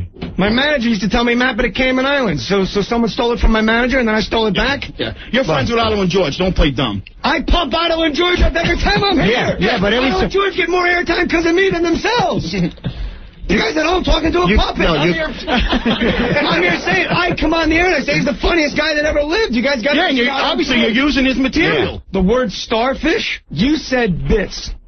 Well, yeah, because it's part of bits that he does. Now you're taking away... No. I do a 10. Do they get laughs or not? Do the words themselves get laughs? Absolutely. Yes, right. That makes it an essential part of the friggin' bit. It's not a small part. It's called hack. No. And you're doing it on the air. First of all, I'm a hack. I'm not going to deny the fact that I'm a hack. You're a hack. I am a hack. Well, good, because Jeffrey Ross would appreciate that. Because he's a hacker also? No, because you friggin' steal from him, too. Oh, now you're... What are you guys... Wow. What are you... Wow. What do I steal from Jeff Ross? On the air. We're listening to you on the air, Jay. Let's get Jeff Ross on the phone. You've said stuff about... I do an hour and a half when I'm on stage, and I would like to go through... Let's go through a set list, all right? I don't live in L.A., so I don't know what's yours and what's not. Come to the show tonight with a freaking notebook and a piece of paper. Personally, Jay, I saw a guy at the airport, a rapping cow. I do the story about getting raped by a dolphin for 15 minutes. Probably a guy dolphin. Yeah, it was a guy dolphin. It was Chipper. Hence the rape.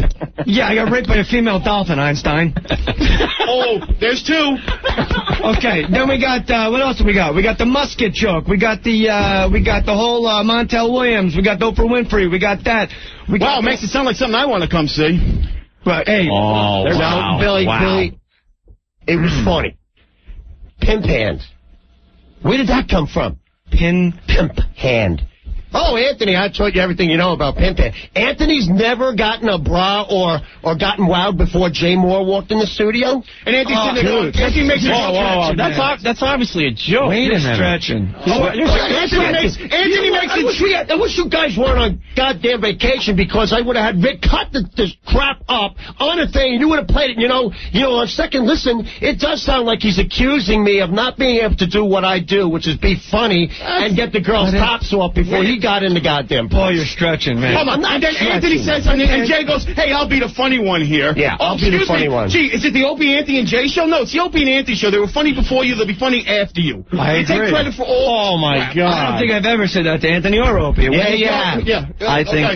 Jay, I'll tell you what. Saying that to you ever? Like, I'll be the funny one. I don't even... If you do say it, I don't even care. And yeah, that's the big thing. We don't even care. It doesn't matter. We've been abused by every guest we've had on the show. And you give it back. Yeah, you give it back. And you have never given it back to him. I've never... Oh, my God! How many times were you listening to the show when he first came in here? Oh, gay remarks.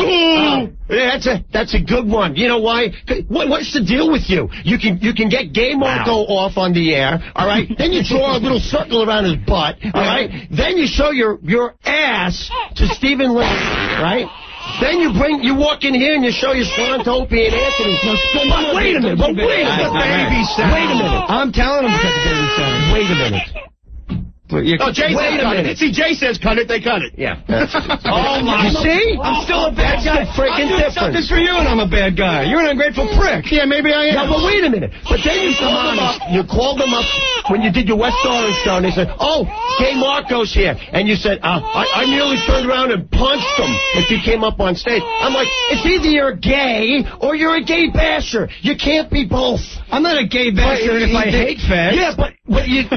It's just, you know something? I think you're taking everything literally. Well, we blame you for never sticking up for us.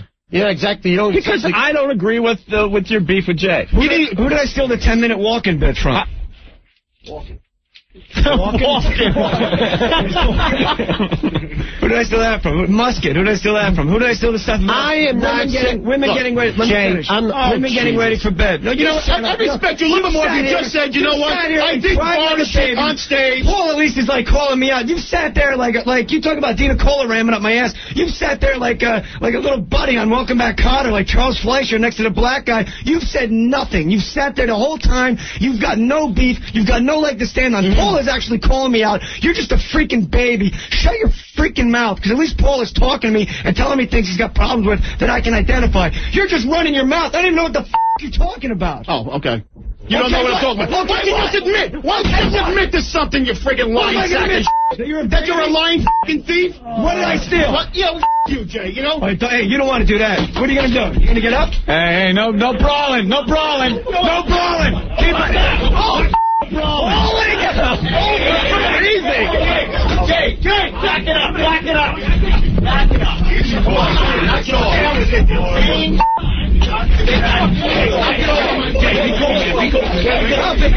on.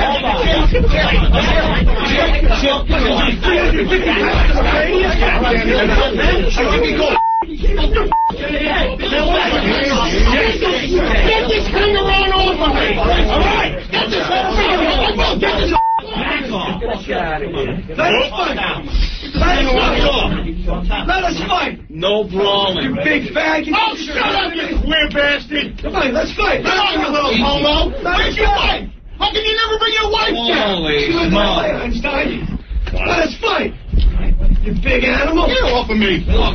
Bring it off. No. Get these goons out of here. No brawling in the studio. Come on, man. Oh, yeah, before when it was Anthony, it was Fight Club. Now it's me the big guy, you don't want to see a fight. No, because there'll be punches. Oh, let's go outside then, Mr. Tough Guy.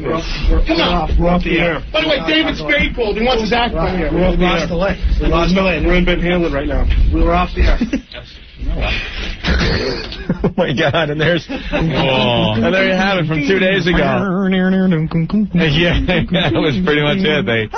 There was some bonus material in there. You didn't get to hear that on the air because we went to the Van Halen tape. A lot of that stuff didn't even make the air because of all the cursing and stuff. Yeah, they had to dump out so many times. They kept dumping out so much it didn't have any. It didn't make sense at the end of that. Wow.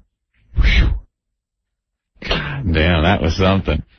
What a mess. We have part 2, Anthony. Okay, cool. Instead of making people wait through a stop sign, let's get right into it, okay? All right. What are we going to hear here when Billy Fat Guy went outside and waited for Jay? Or is there a lead up to it or what? This pretty much picks up as soon as we get enough delay back up that we can go back on the air. So you guys just turn on the mics and it just continues. Oh, okay. And then they end up towards the end. You see where it ends up. All right, because near the end of that, what we just played, the Van Halen song was playing for everybody in their cars. And that's what we are hearing in the studio. They hit the big button that just takes us completely off the air and goes to a Van Halen CD at the transmitter. We never thought we'd see the day, but it happened 2 days ago. All right, so this picks up when we got enough delay to get the show back on the air. Here we go. Hey, Anthony. That's a source. We're back on the air here. Right on his ass. Oh, my God. Bring him in. We have... Wait. Got to explain to the listeners what happened. We ran out of delay, and then we had a melee trying to keep Fat Guy and Jay apart. Everyone separated, so they went into a Van Halen tune, I heard. Why didn't you let us fight? I wasn't there, Jay. All those guys didn't let you you fight. were there. Everyone stood between us. There can't be. You can't fight in here. We could wrestle, but that would have been. You in here? That was wrestling. We weren't. We guy got out of his chair. We didn't hate each other. That guy got out of his chair. That fat bastard, that 350-pound troll, got out of his chair. Bring him back in, Rick. Bring him back in. Let's fight. Let's fight on the air. I sell pay-per-view. Let's have a first fight on the air. No, the problem with this whole scenario, Jay, is that they're not saying crap in our defense. Because I don't want to. Because you're wrong. You're wrong. Paul, you are wrong. You are wrong. If you were a goddamn comic, Opie, you would understand that when you steal material and you go on stage, that's not going to hurt me, Paul. That's not going to hurt me, Paul. And in the comedy community, that is wrong. Paul, when you say nobody sticks up for you or takes your side, no one has confronted you with anything on our show. You've come in. We've done something right now. We've done okay. Right? How about when you guys were on the air and you went, Jay Moore, one whole more week of Jay Moore. That's a joke. That's a joke. You say we don't stick up for ourselves. That's a joke. What did I just say? What did I just say when he walked in? I was goofing on how he's. The first thing we said when he walked in was the gay stuff. And what didn't Opie say? Welcome to the Jay Moore plug. We'll get to the Jay Moore plug after this. That's all joking. Like, I could take it when he attacks us, and he could take it when we attack him. Because we know it's not serious. But for you guys, it's real for some reason. We've had conversations off the air where you... That is not true. I am not even going to let you continue that. You just said that's BS. That's BS. That's here is all right. That's BS. How come when you say something, it's not all right? Like what? Like what? I can't take another... I don't know if I can take it another whole week of game more. That's not true. Not true. Sorry. God bless you, Opie. That's not true. Terrific. I just noticed something. Jay, how is Z100 this morning? Huh? This is the best show, the only show. Yeah, the only show on the air, isn't it? Who cares if he did Z100? How two-faced are you guys? I don't care. Z100 this morning. Why don't you check your facts first? Oh, yeah? How come when They said on the emails over there, said you did Z100. Oh, you were supposed to? Get him on the Did phone you not right show now. up? I didn't do it. You were supposed to, right? Yeah, I was supposed to. So whatever. All right. Okay. The only show on the air. I noticed you were in the studio a good 10 minutes before you would even look me in the eye. You scared of me? Please. Yeah, what? Please, Jay. Oh, yeah, I'm scared of you. Don't go there, dude. I'll eat you up and spit you out so fast you wouldn't even know what happened to you. The only good thing about you is your talk. You talk a good game. Talk? Yeah, you talk a good game. 3 animals to get to you. What are you talking about? I don't remember. This guy's still out of breath. You didn't get me. And you didn't get me. There's 6 people between. Get rid of them. Yeah, Get rid of them. We were keeping you guys apart. We were keeping you guys These guys apart. work here, you moron. Oh, yeah, these guys do not work here. You brought them in with you. Get rid of them. You're a big man. He was holding me back. He was holding me back. Okay, so let's He was holding you Who back. are the 2 big guys who came in with you, the 2 cops or something? We can't have you two killing each other in the They came in studio. before anything happened. This is Billy A. They came in before anything happened. So what, you can't stick up for yourself? You need boys with you? How many times have these guys been in here with me? Dude. Jay, you're a pussy. Admit it. You don't admit to stealing. You got to bring guys in with you. Get rid of them. Be a man for once, for Christ's sake. Will you leave the room, please, Billy? Will you please leave the room? Will you both leave the room? We can't have you two beating the crap out of each other. It's not going to be out of Now all of a sudden we have restrictions as to what's okay and what's not okay. It's never been okay for anybody to kill each other in this studio. There's freaking fight clubs in here before, but that's wrestling, not people that hate each other. What? You guys don't hear the same thing. You don't think for a second. You think we're really fighting and trying to kill someone? It on the floor. It was called a wrestling match. There's no hatred where someone's going to kill someone. Hatred. Pussy. You wrestle? I'll wrestle. Come on. I'm not wrestling. I'm punching in the mouth. Come on. Nah, you were a wrestler, right? Come on. You were a wrestler. We can't have that. I was a wrestler. Boy, my agent called. I can't afford to hurt my face. You know, you pisser. You know, you're living on your friggin' laurels. I'll let you hit me first. Huh? I'll let you hit me first. Okay, then it's over. Then what? It's going to be over? It's going to be over. Yeah. Let's do it. Okay, come on. Wait. Look. The 2 guys that are with me will leave the room. So that none of my supposedly boys that I brought that come with me, Dina Cole, and you leave the room, you leave the room. So anything that happens is an O&A or somebody you brought to separate. No problem. I can bring anybody. Don't hit him first. Yeah, all I need is another friggin' lawsuit. Don't hit him. That's all I friggin' need. More litigation. I got no money as it is. Well, now, if he or you die, and the lawsuits come in to Opie and Anthony, I can't afford to have you two kill each other. I can't afford it.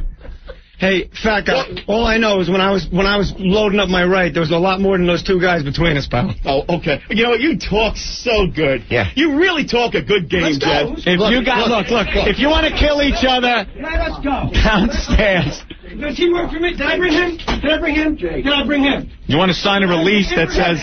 Jay, you're the best back skater in the league, baby. Oh, my God. Let me at him. But guys, don't let go. You faggot pussy. Oh, my God. You are. You're a nothing, Jay. You're a laughing stock. You know what? How many people would have been around since last night if not for this show? Probably half as many. Keep going. Half. And the point? The point is, you know, when he comes in... He gives us good radio, he gets plugs in return. Simple and what do we give you? We've made you guys a little bigger. Beg for Every every... friggin' plug we do. You bust our chops and we come in and say, we got to gig this with the governors, and you're like, all you come in here to do is plug. Jay walks in the first thing... You get nothing in return, do you? We get nothing in return, do you, Opie? We say that to everyone when they plug in. This is every day. We make fun of him when he plugs. Oh, yeah, but you give the plugs, don't you? How come everybody stopping me from coming to you if I'm such a backpedaler? What's up? Hey, fat guy. I have one thing to say. Anthony's brother, Joe. I'm Anthony's brother, Joe. Pleased to meet you, everybody. Pleased to meet everybody here. Listen to me for 1 minute. I've been working with Anthony and Opie for probably going on 6 years. From day one, writing parodies, writing bits, working with them A lot. Okay. I never once pissed and moaned and bitched about not being able to come in when I want, on my terms, how I want to come in. When I heard you the other day, man, it really did turn my stomach. I'm not taking Jay's side. Okay. I'm not taking Jay's side. I'm speaking the thoughts of most of the people that are listening to you right now. Okay. I never pissed and moaned the way you guys are. Okay, but how do you know that? I mean, how do you know that you're speaking the thoughts of all the people who are You just look at the phone calls. Look at everything coming in. Look, man, you're entitled to your Look at the opinion. faxes. It's not an opinion. The problem here. The problem here. You guys Well, Jay, what are you so upset about? Are you upset because the problem here is that these two guys are backpedaling. We're not back. Shut up, Paul. What are you so upset about? That's why I'm upset. I want to know what Jay's so upset about, huh? Right now, I'm upset because I couldn't get to you. When you got No, but what got you so upset you want to get to me? Why? Because you can't handle the truth, Jay? You got out of your chair and came towards me, my Look, friend. you don't like being told that you're a phony and a fake and a thief? That's fine. That's fine. fine. Oh, that's fine. Words are words. Then what are you so pissed off about? I'm going to tell you. Just shut your fat job and hot mouth. From here to my fingertips to my shoulder belongs to me. When you were talking, I didn't care. You came out of that chair, took off your headset, and you started coming towards me. And I'm not going to sit in a chair and get blasted by some fat bastard. I got out of the chair to meet you halfway like a man. And then we got broken up. I've twice since then tried to come over there to punch you in your fat mouth, and everyone around here is breaking us up. And I noticed something. You call me a backpedaler. You're just standing there. No one's stopping you from coming to me. I am standing here. People stopping me from coming to you. Yeah. 6 people, and now we're really making. This is really one, two. Everyone's stopping Jay. You're so big. This really worked out well. This really worked out well for us, Open Ant. Yeah, thanks for sticking up for us, guys. We really appreciate it. Sticking up. You guys buried yourself. Whatever. I'm in Rascals tonight, everybody, at 8:30. Right in front of. Oh, please! I swear to God, if there is a God on earth, please. I don't have anything to plug, so you don't have to worry. Let the fat guy. Why don't you plug your broken jaw, you fat ass? You won't let me near you. You got a lot to say, huh? Oh, man. Go slap him like a bitch. He talks like a bitch. Hey. We can't have people killing each other. There goes Jay.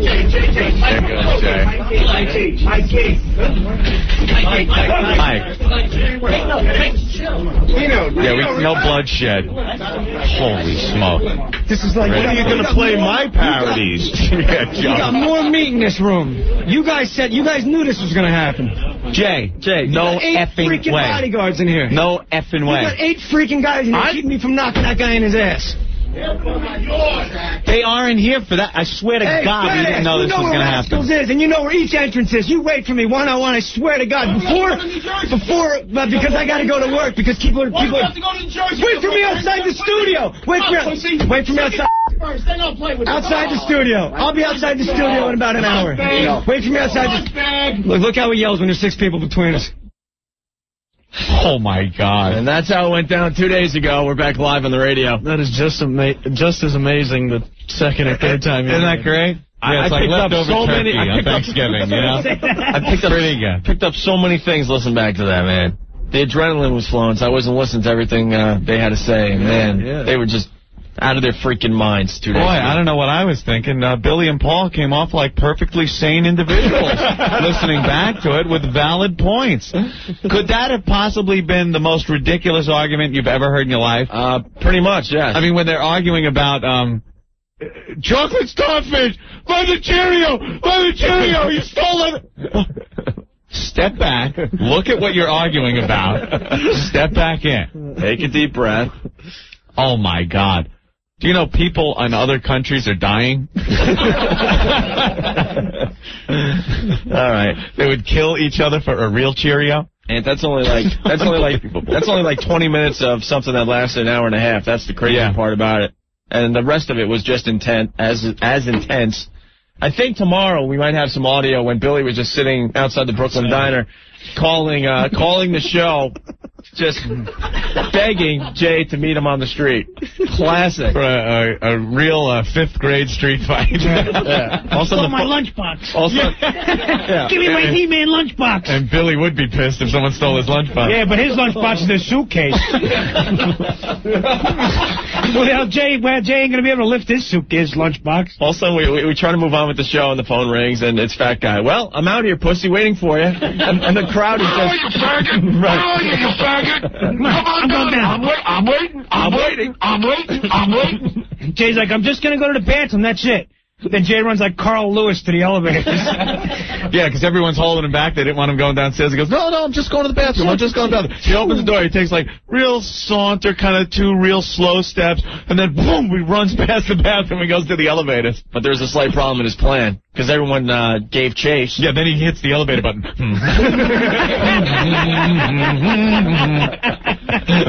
They're on him. All on him in the elevator with him. We've all done that, though. Look, man, I'm going to be cool. Look, going to be cool. Look. You know, you take 2 steps and then... Yeah, I know. He's all crazy, gets in the elevator.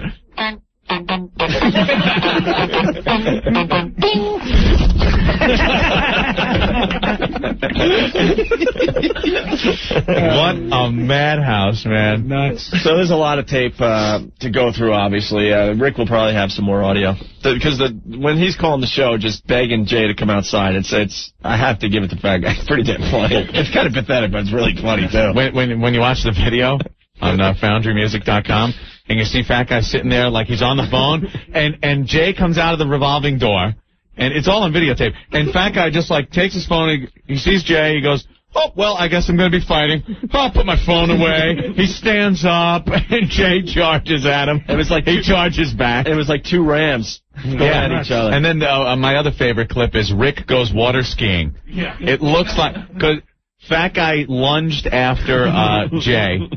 Rick grabbed his arm, and it didn't even slow Fat Guy down. Rick is sliding. He's skitching on the sidewalk on Fat Guy. On his heels, trying to hold him back with this look on his face like, wait, I'm moving. It was the funniest damn thing. Great clips. Sliding with no snow.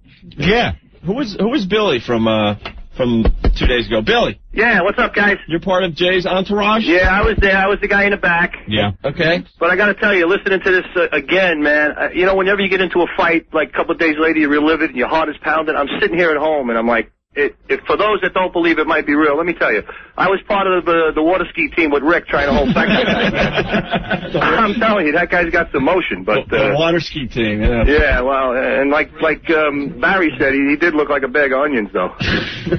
But just wanted to call and let you know, man, it was really intense listening to the replay again. And that's only 20 minutes of an hour and a half of material there. Oh, and I'm trying to download it on the computer. It's forget about it. We were trying to do that last night at Rascals, too, but... everyone is pounding FoundryMusic.com for the video of it. Funny stuff. It was great, guys. All right, thank you, Billy. You're welcome. Cool. Opie, Joe C. from Elmwood Park. Yeah. O&A, Billy and Paul called. They want to plug a sold-out table of 4 at Paisano's. And, of course, Billy will be using up 3 of the chairs.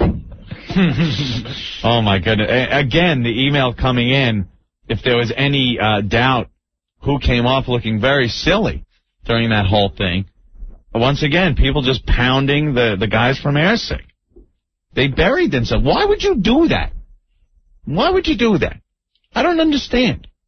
Like it was done specifically to crucify themselves. Yeah. Unbelievable. And they're sitting there. They can't understand why Ant and I aren't defending them. And it's our fault because they did have a problem and we brought it up, so it's our fault.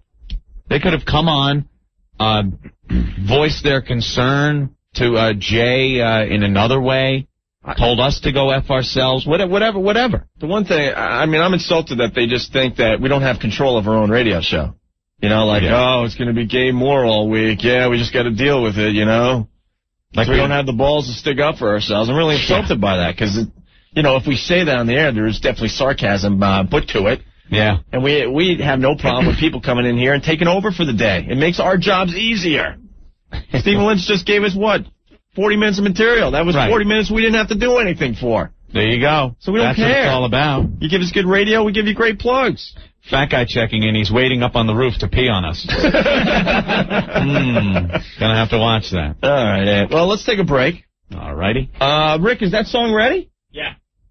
All ready. Which song? The Fox on the Run. Oh, my goodness. What rhymes with Fox? Courtney's last name, Courtney Cox, right? Right, Courtney Cox.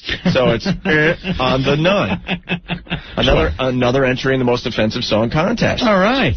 We'll do that, and we'll do a quick round of what did we learn on the Opie and Anthony show today, okay? Great. All on the way. Stephen Lynch still here, too. He was going to leave, I'll stick around to the Now you got to stick around, You drew right? me in with that fight again. Isn't that amazing? Yeah. I wish we had more audio to play, but maybe tomorrow if we... Gotta see the video. Gotta see the video, It's like the Tyson Evander fight when he bites the ear. You gotta keep watching it and watching it. You're not a comic, Opie!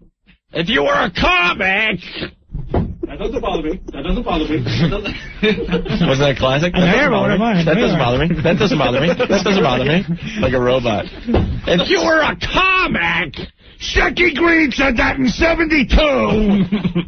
Oh, my God. All right, we'll be back. Stay there. You guys sometimes, piss me off, okay? 1027 WNEW. Hey, Anthony Paisano of Mulberry Street in the heart of Liverpool. Yes, you'll love Paisano. Yes. Oh, before we get into the spot, Zeke from Jersey, checking in on instant feedback. He says, I used the word starfish today. Where do I send the royalties? Somebody who doesn't want to break the comedy law. It's all you people using okay, terrific. Okay, terrific. You better be giving us credit. Okay, terrific. Okay. Yeah, okay.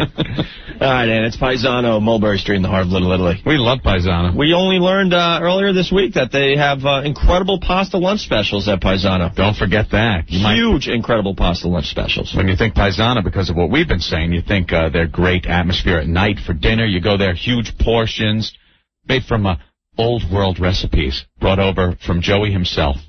And, it's great. Good atmosphere, great service, but also lunch specials. Got to remind people, you're in Little Italy during lunch, pop into Paisano and get the huge, incredible pasta lunch special. as I read it from the sheet. He's been advertising with us for a year, and we kind of forgot about that point. Yes. I think it was something he wanted to stress. Also, ask for Joey. Tell him, hey, O&A sent me, and Joey will bring over a glass of wine on the house, okay? Mm-hmm. It's Paisano, Mulberry Street in the heart of Little Italy. Give them a call, 965-1188. That's 965-1188.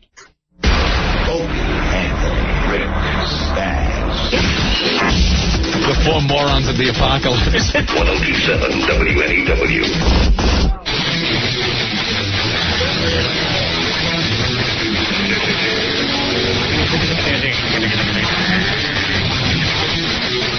Holy war.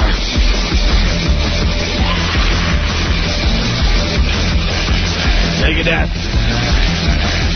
It's the O&A show.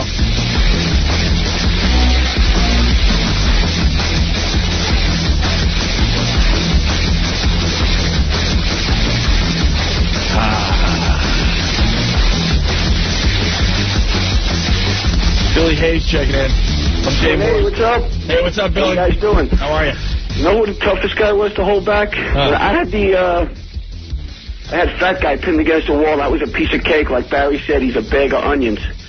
Dina Cola had the Jerry Springer two-step down pat. I couldn't hold him down for a second. Dina Cola. He had Quebec's moves to the left, Quebec's moves to the right.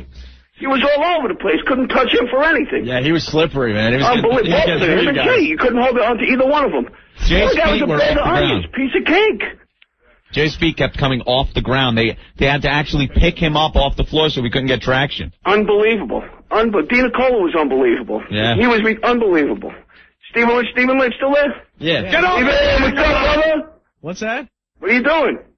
Hanging out. All right, man. How you doing? All right? How's your dead grandfather? What's that? How's your dead grandfather? What? His name is the same as my grandfather's, and we were talking about it last night. On your grandfather's dad. Yeah. So now he's making fun of me. Thanks, man. All right, you guys. I'll see you Monday. Bye-bye. Thanks, Billy. There he goes, Billy Hayes. Wow. Part of the Jay Moore entourage. Well, Anthony, we have another entry in the most offensive song contest. Yes, I think this one's more like, I don't know if it could actually win. Because, first of all, I think the singing is more offensive than the lyrics. And this is more like an exhibition, I think. I think this is like during in between periods of the hockey game when they bring the guy out and he's got to shoot the puck through the little thing for the car. Yeah. This is what this is. All right. Yeah. I think it's more about just balancing out the contest. Oh, is that it? After your brother's song yesterday, we figured we better hit another group here today. To get the Catholics. Yeah, and it's personally offending me. Oh, is it? Oh, yeah. Yeah, sure.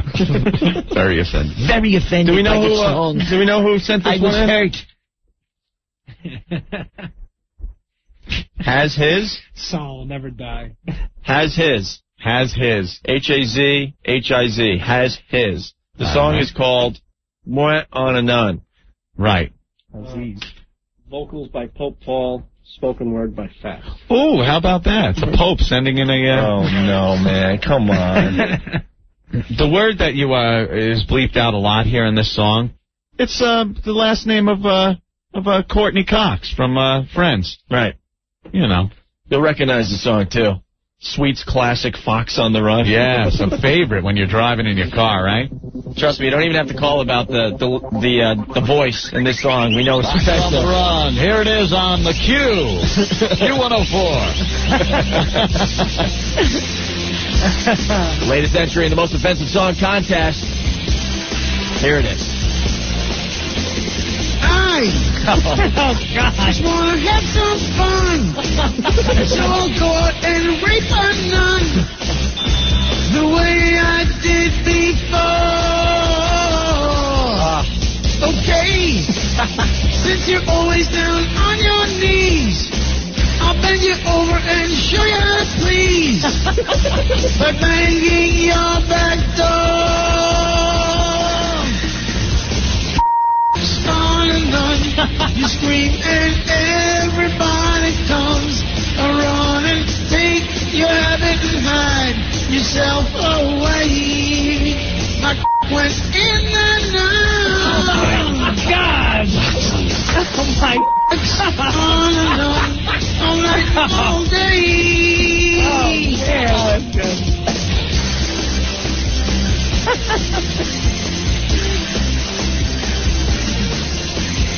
You talk about only one God.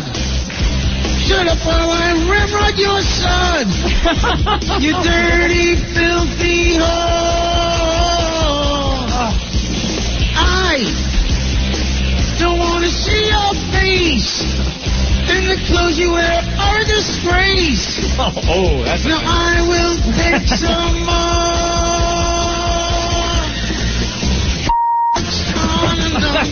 You scream and everybody comes around and push your habit aside. I'll have my way. My was in the night. Foxy. It's on and on, all night and all day.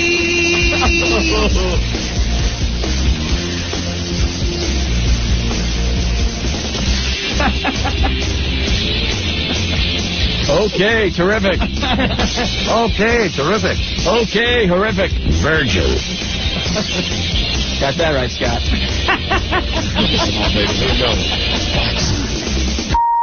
On and on, you scream and everybody comes around and take your habit and hide yourself away. My was in the night. Whoa! It doesn't end. All day. Hey. All night and all day. All night and all day. There's nothing the matter with what I did. Virgin.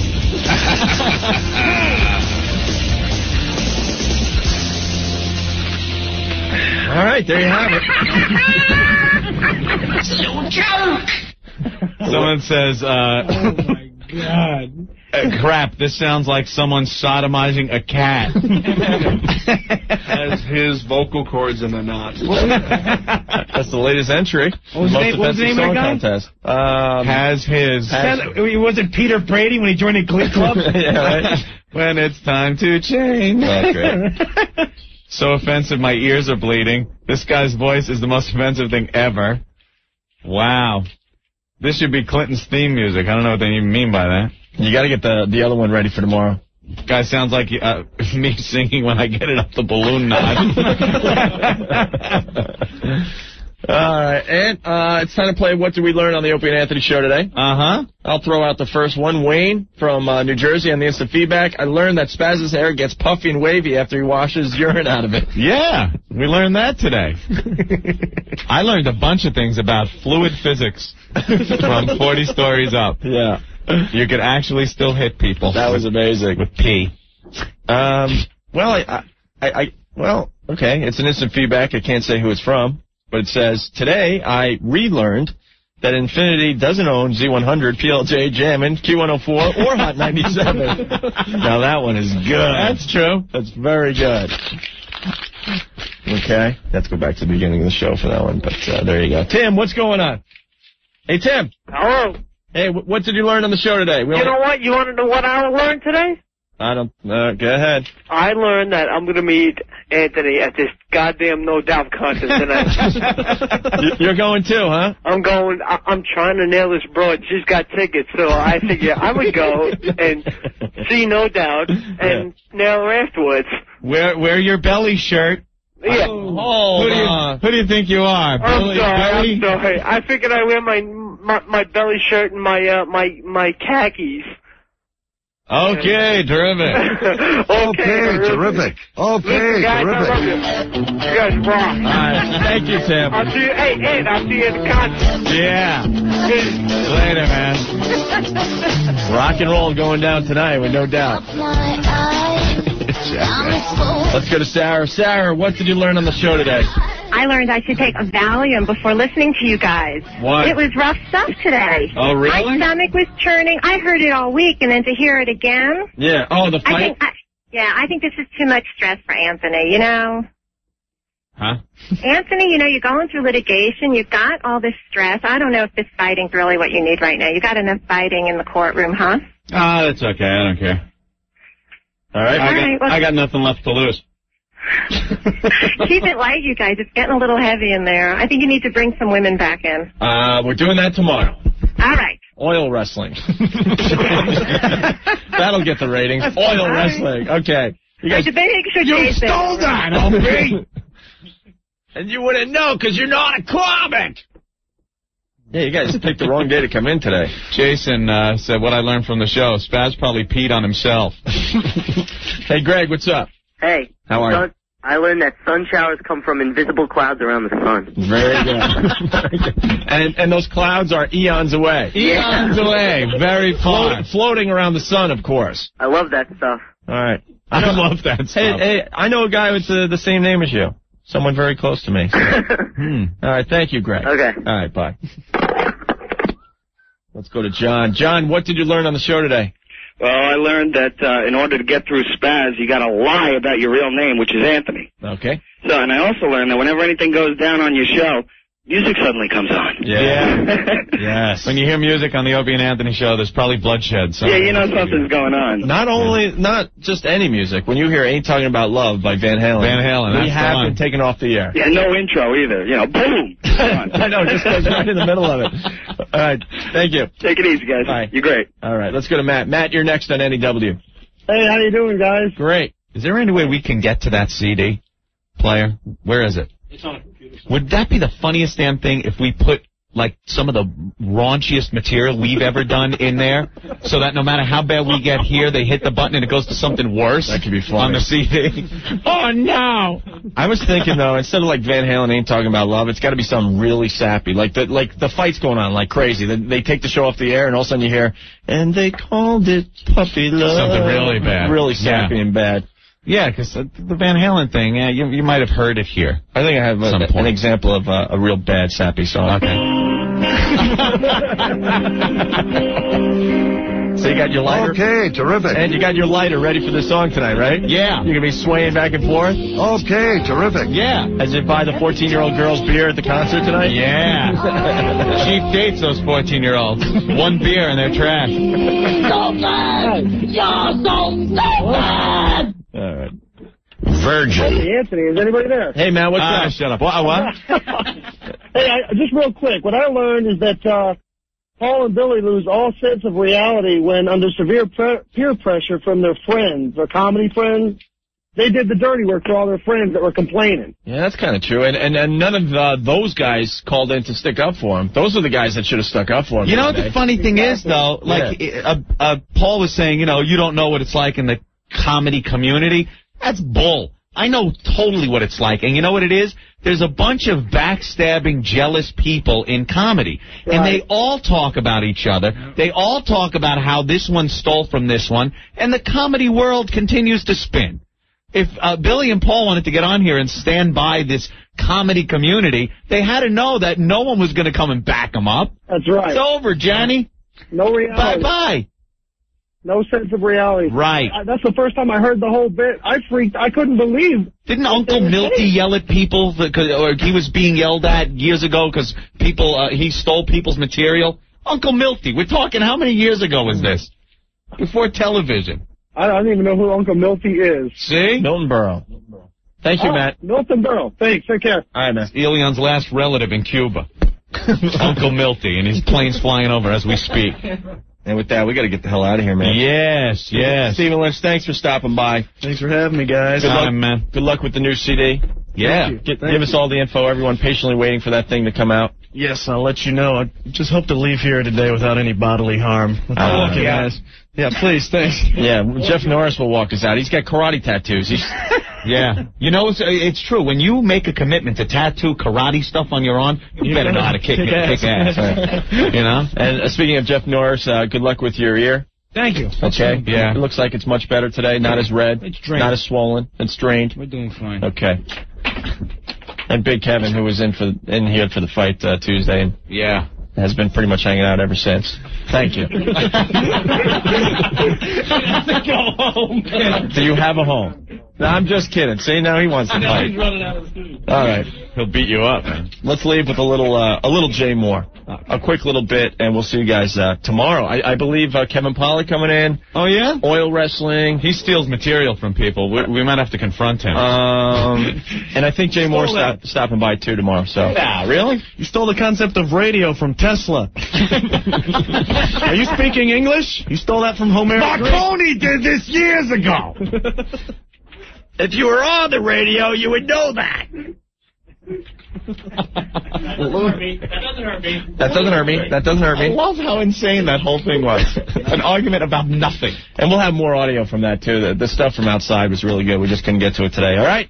All right. Walking, selling Skittles. Doing the Skittles commercial. Are good for you and come in great flavors. Lemon, lime, grape. Look, you should get Skittles. Because without watermelon, passion fruit, Skittles, there's many in a bag. You don't get just... you don't get one. Many Skittles. A rainbow of fruit flavor. Yeah.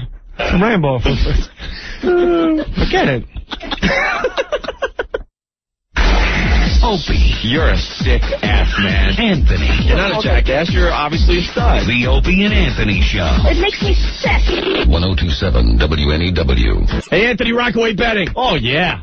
Rockaway Betting. You need a bed? Rockaway Betting. That's it. That's as far as you got to go. Got like 130 stores throughout New York and New Jersey. Brand name mattresses, Sealy, Serta, Stearns & Foster, at prices up to 65% below department store regular prices. That's right. Rockaway Betting, the only major area mattress store that offers you a free steel bed frame, free delivery, free complete removal of your old stained, disgusting, lumpy mattress that your neighbors won't have to see. You'll never see it again. The truck takes it away. Rockaway Betting guarantees you a better night's sleep with your new mattress purchase. Rockaway Betting's area stores or call 1-800-TRY-A-BED. That's 1-800-TRY-A-BED. It's not 2 a.m. in the morning and I'm not hammered. See, I can do this.